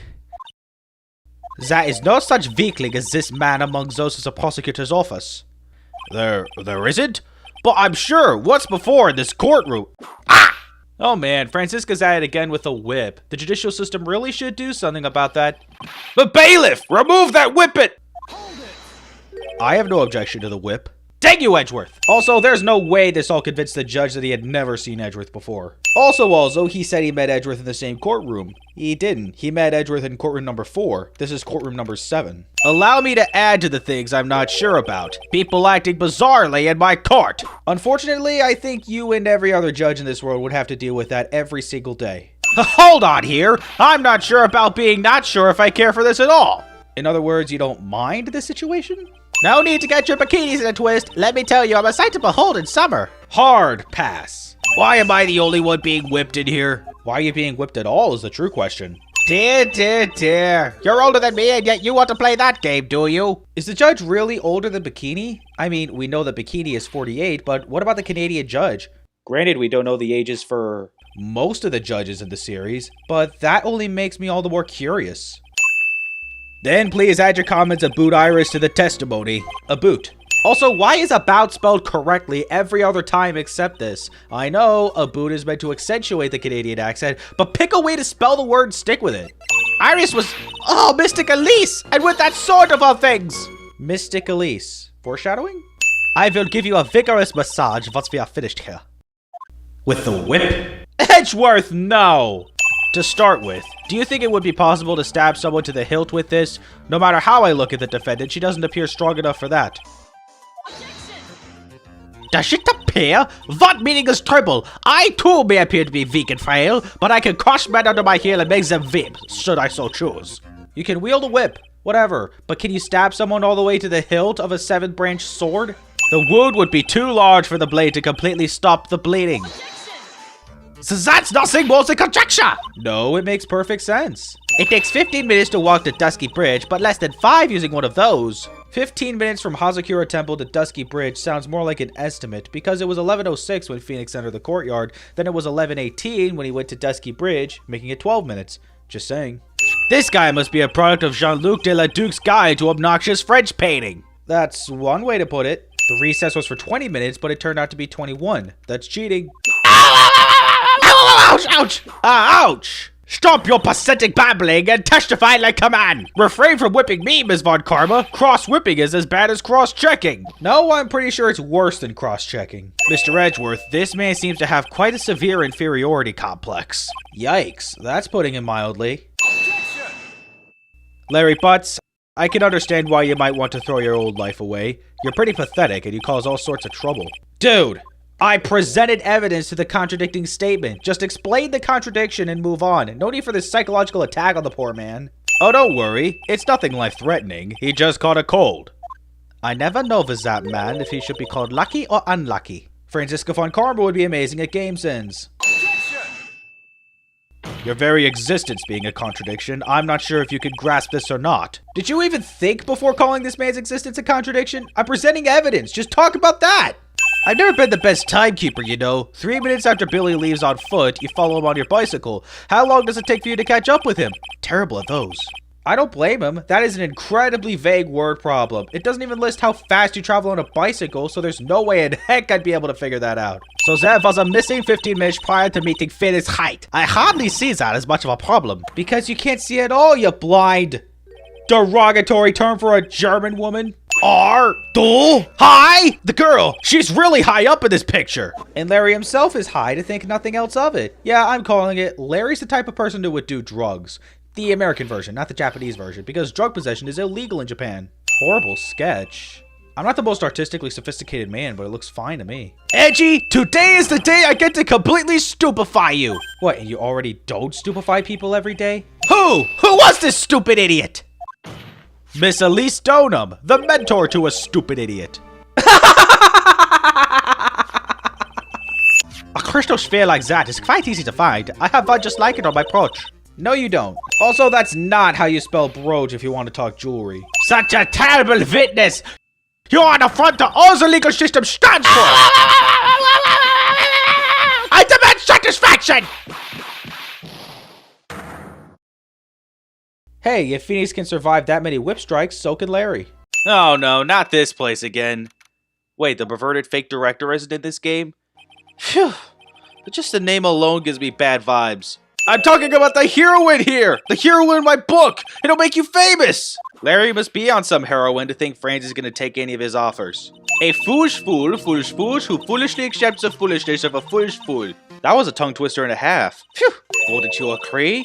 Phoenix Height? Hi, we haven't seen each other in almost a year, so how's about that card Maya drew on? Have you still got it?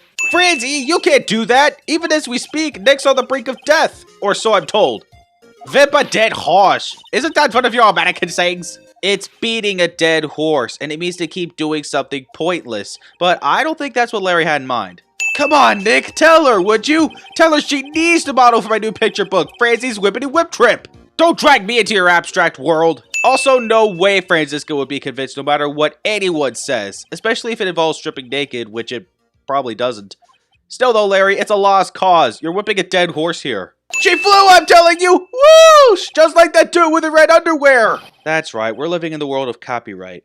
Have you been in Germany all this time? That's right, extending my perfect win record, naturally. Yeah, that win record, not so perfect anymore, is it? Also, now that Francisca is back and she's meeting Phoenix again, now's as good a time as ever to give him that last piece of evidence from the on-guard case. Remember that? The missing fourth piece of evidence? The card Maya drew on? No? Come on, game. Don't tell me you still hold a grudge against me because of what happened to your father. What are you talking about? It was never about her father. Didn't she tell you that in Turnabout Big Top? I went over the whole case file on the flight over. You read the whole thing? Yeah, every last word of every last sentence of every last paragraph. All the ridiculous things you did made it a very interesting read, you know. Attempting to cross a burning bridge? Did you even consider the dangers? So she read about that too, but she sounded rather surprised when she heard about it from Larry during the trial. I knew I shouldn't have come back here that night. But because you did, Maya's still stuck all by herself at the inner temple. Sure, but if Bikini stayed, she'd be stuck as well with just as much chance of survival. So I got done with the talk options for Bikini, but the game doesn't advance the story until I first go to the courtyard, then come back to the main hall. Why? You don't even examine anything in the courtyard, making it pointless to go there. Mystic Maya didn't do anything wrong, but you were so mean. I'll never forgive you. That's weird. In Farewell My Turnabout, Pearl was more than happy to accompany Phoenix to the hospital to pay Francisca a visit. Why now, 11 months later, is she being so hostile towards her?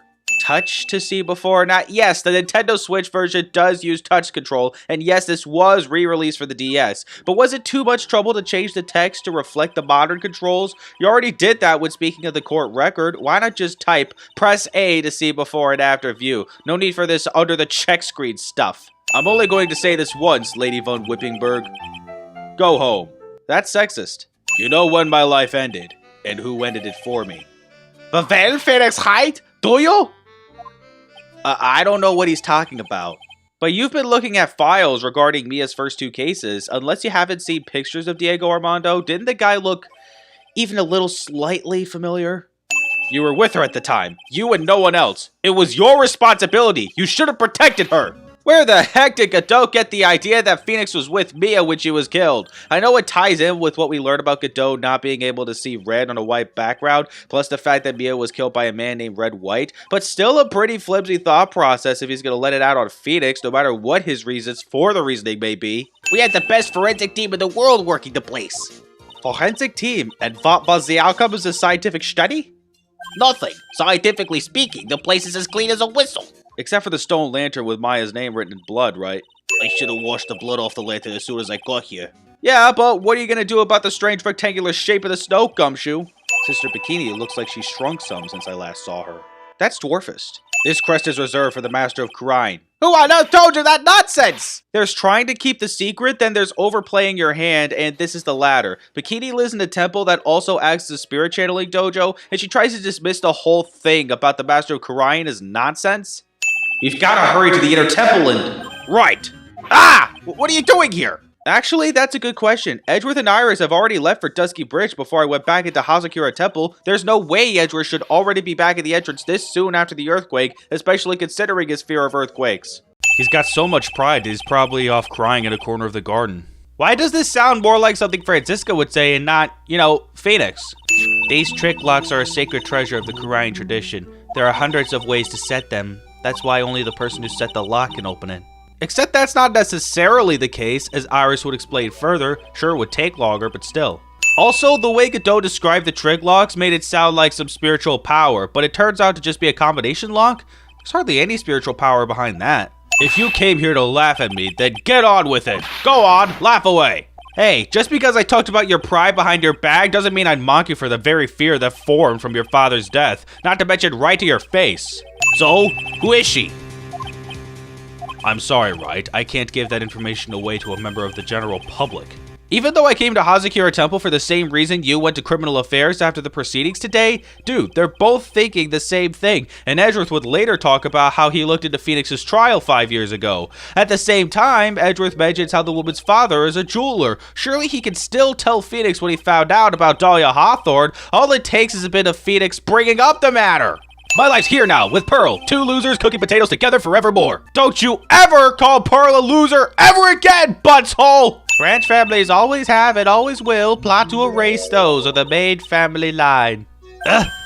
Is the power of the Master worth this much bloodshed? Phoenix wonders this like it's something new. There's been plenty of examples in world history, even before Karine Village was an idea. Heck, there were plenty of other works of fiction about such events. This is not the first time family members fought over the right to rule. It happens more often than you think. It was the first time in the country's history the police ever used a spirit medium. It only leaves me wondering even more how the police came to discover the existence of spirit mediums in the first place. It was the first case the world had ever seen the Karine tradition openly involved in. The only reason it even became open was thanks to Red White. Just the fact this option is called Family Feud means I can't take it all that seriously. We, the women of the Fae clan, have always been spirit mediums.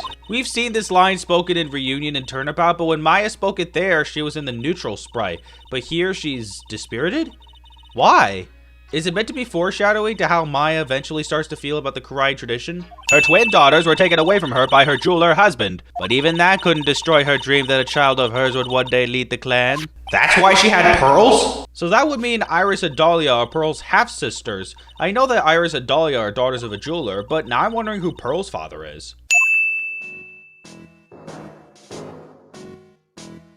No motive, no crime, no motive, no crime. Sing it with me. No motive, no crime. If anyone's actually tried singing this to Victor Kudo's theme here, I know exactly how it feels, because I can't get the feel for it. Though I guess you're probably not supposed to, or maybe it's easier in Japanese. I don't know, but it ticks me off. I would have never guessed that Gumshoe was into reggae. Oh, that's why. It's supposed to be in reggae, but the music is not reggae. Should I help Detective Gumshoe out or not? Yes, please do. Why would I say no? But the detector is reacting to it. Yeah, but however you look at it, the thing's made of wood, alright? I don't bother investigating anything unless it looks like it might be metallic. Then you may as well not even have a freaking metal detector, dumb shoe. Thank goodness it wasn't a cane sword, or else the victim would have stabbed their own foot. What? You're going to get that staff analyzed, right? Would you mind holding off for just a while? Huh? What are you talking about, pal? Please! Just until we find Maya! Okay, Phoenix, I get it. You're concerned for Maya's safety. I have no qualms with that. But newfound evidence is still, in fact, evidence. Just let the forensic tests run through and hope for the best. This staff's secret trick, let's keep it between you and me, alright? If it gets out that we knew about it and didn't say anything, we're finished. I'm kinda already gonna be revealing it at the trial anyway as one of the first pieces of evidence to present. In fact, right there, Gumshoe just stated another reason to run the forensic tests on the blade. Dahlia Hawthorne is dead. What?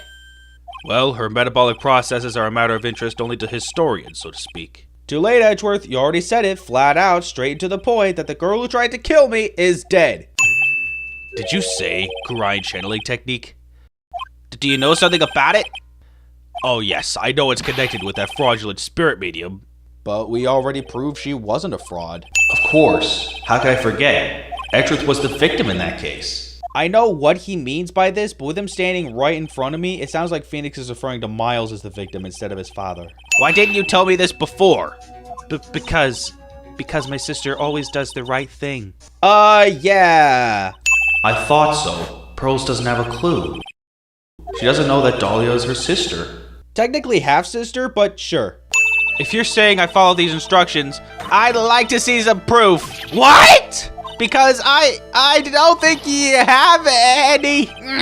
She'd say anything rather than admit to carrying out those instructions. Don't worry, Phoenix. I find it strange too. I've already come this far. There's no point in holding back now. Dusky Bridge wasn't there anymore, and there was no one in the training hall. I thought everyone had left me because I overslept. You didn't think for a second that it was because the bridge had burned out? I know what you're thinking, but Franziska isn't going to be the prosecutor today.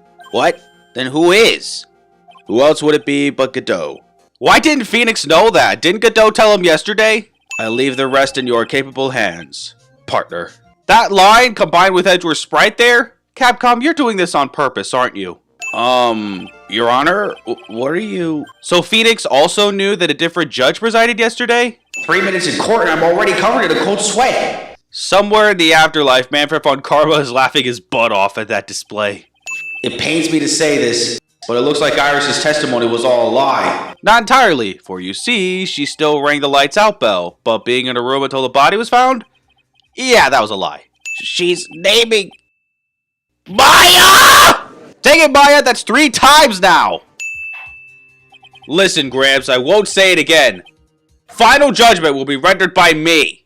Is the judge gonna do something about Godot's attitude, or is he just gonna take it like a coward? I first heard this confession this morning, just as I had taken the first sip of my 13th cup of morning coffee. Didn't you say it was your 8th just a few minutes ago? The fact that Godot doesn't keep track of his coffee intake here is even more concerning than the amount of coffee intake alone.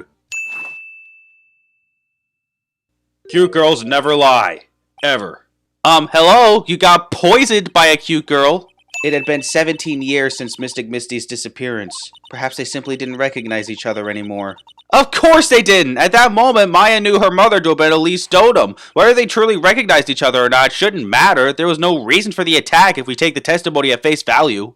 The witness was quite unambiguous about her own ambiguities when she said that the garden was dark and she couldn't see clearly. What are you talking about? She never said that. Her entire testimony suggests she was able to see it all very clearly.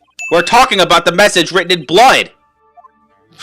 Nonsense. This lantern. It's as clean as a whistle. I always thought this to be strange. In Recipe for Turnabout, when the red stain on the apron was addressed, Godot didn't deny its existence, but rather asked why he wasn't told about it sooner. Now here, he just denies the bloody writing? What changed? Why not just throw the body into the Eagle River? It would have been much easier than dragging it all the way to Hazakura Temple. I thought that it would still cast too much suspicion on Mystic Maya. How? More likely than not, the body would never be found. If the snow really had stopped by the time of the murder, then it means there's a bigger hole in her story than that movie The Grid Revelations. You mean The Matrix Revolutions? Witness, even my patience has its limits. Any further lying and I will find you in contempt of court. Do you have anything to say for yourself? The only person here that is truly contemptible is you. Old man! Me? How dare you! Don't just scold him! Hokuto and contempt, you colossal imbecile! That's right. I'm not lying. Yes, you are! You once said Misty was stabbed when her back was to the stone lantern, and then you said you carried her body all the way across Dusky Bridge while it was already on fire. They're not the truth, so what are they? Miss Elise Dotem's brilliant and highly gifted apprentice, Larice Dotem. Brilliant and highly gifted. Well, I guess his drawings are fine. I don't think old Whiskerface is going to forgive any more mistakes. Whoa, first off, sick burn, bruh. Second, what are you so worried about? The penalty is only 20% of your confidence gauge. He was lying on his back, which is why he remembered the scene the way he did. Okay, but does that really answer why he drew the support wires above the bridge, especially since he drew the sketch while standing? The criminal didn't have any time to waste, so they tied the wire around Elise Dotem's body.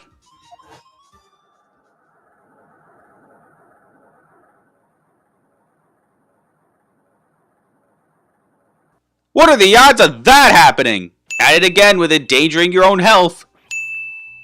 The rest of the court doesn't speak coffee-dese. Can you elaborate a bit more? That's coffee cyst. Really? The session is still going, guys. 3 hours and 6 minutes is kind of an overestimate, don't you think? Maya would have to die? But why? Dum-Dum, you've heard so much about the Fey clan, which includes how the branch family can overthrow the main family as the master. There was a woman in the cave. Was it Maya Fey? It was the accused, Sister Iris. Well, now we know that Iris couldn't have been channeling Dahlia, and Misty couldn't have been channeling her because she's dead, and Pearl couldn't have been channeling her because we saw her before the trial began, and at the same time, we heard that Iris was in the prosecutor's lobby. Could the medium at the stand right now have been, gee, I don't know, Maya? Right. Have you ever heard this one? Once you eliminate the impossible, whatever remains must be the truth, no matter how improbable it may seem. Well, what is that supposed to mean, Prosecutor Godot? What, you don't recognize that Sherlock Holmes quote? And I would have thought you'd understand its meaning. It's not that hard. Maya Fey killed herself! Isn't it obvious? She's still claiming this? We've already proven why that was impossible a while ago. She explained in a memo the situation she was in. Does Maya always have a pen and paper with her wherever she goes? Is that just a habit? And what a convenient habit to have. Also, did she need to write the memo? Most other times she channeled Mia, she seemed to already have a grasp of the situation right away. The only thing I want is for you to come out of Maya's body right now!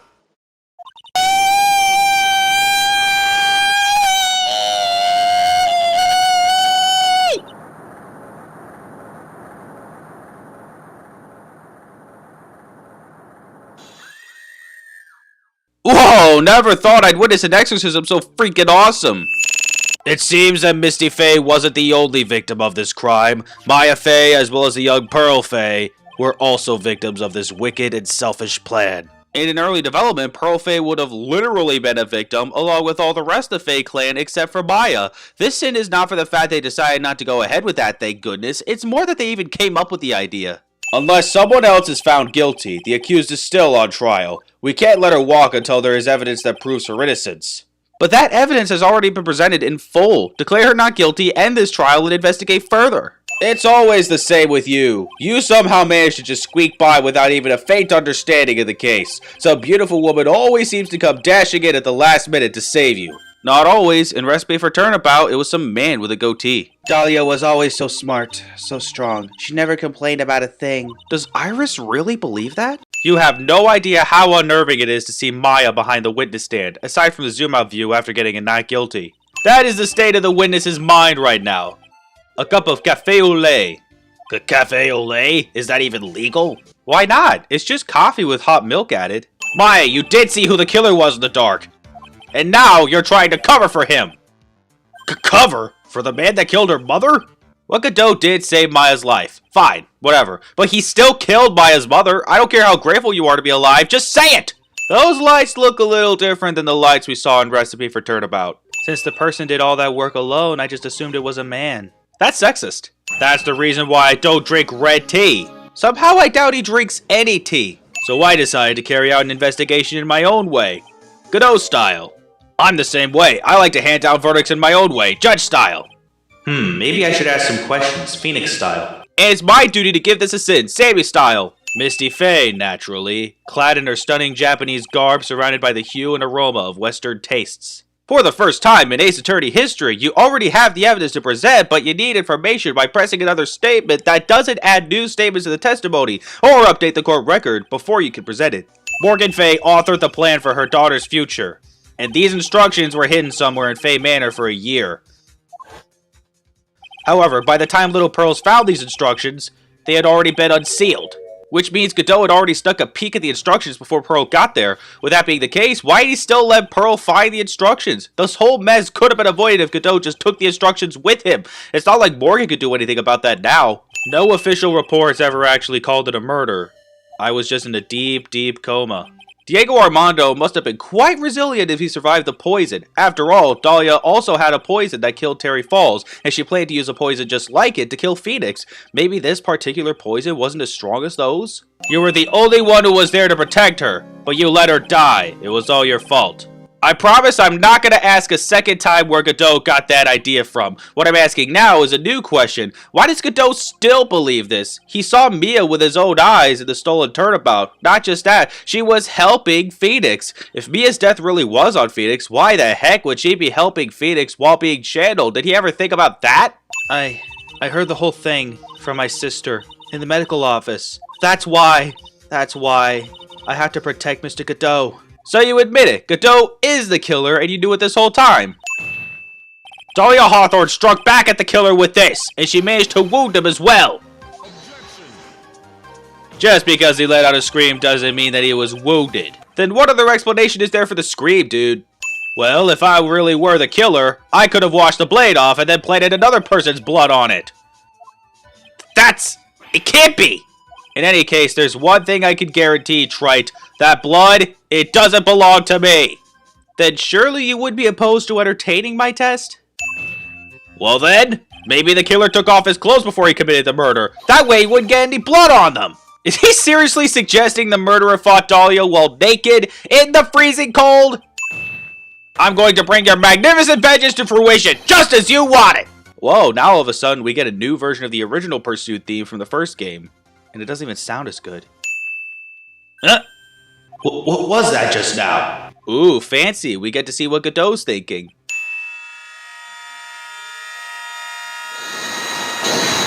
This is an awesome moment, but you know what would have made it even better? If they didn't cut the Phoenix Mia objection soundbite.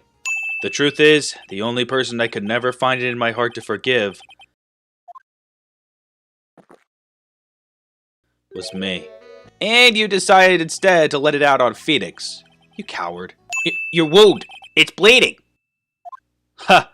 Did you forget already? In my world, the color red doesn't exist. But that's only true if it's against a white background. Look at Diego Armando. He doesn't exactly strike me as white.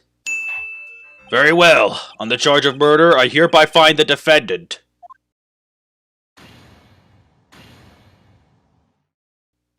Court is now adjourned. Huh. No confetti this time. Makes sense, we just had a very bittersweet moment between Phoenix and Iris. This game sure knew when it wasn't the right time for comic moments like confetti raining over the courtroom. In honor of this respect, even if it's just this one time, allow me to lift a big burden from the episode.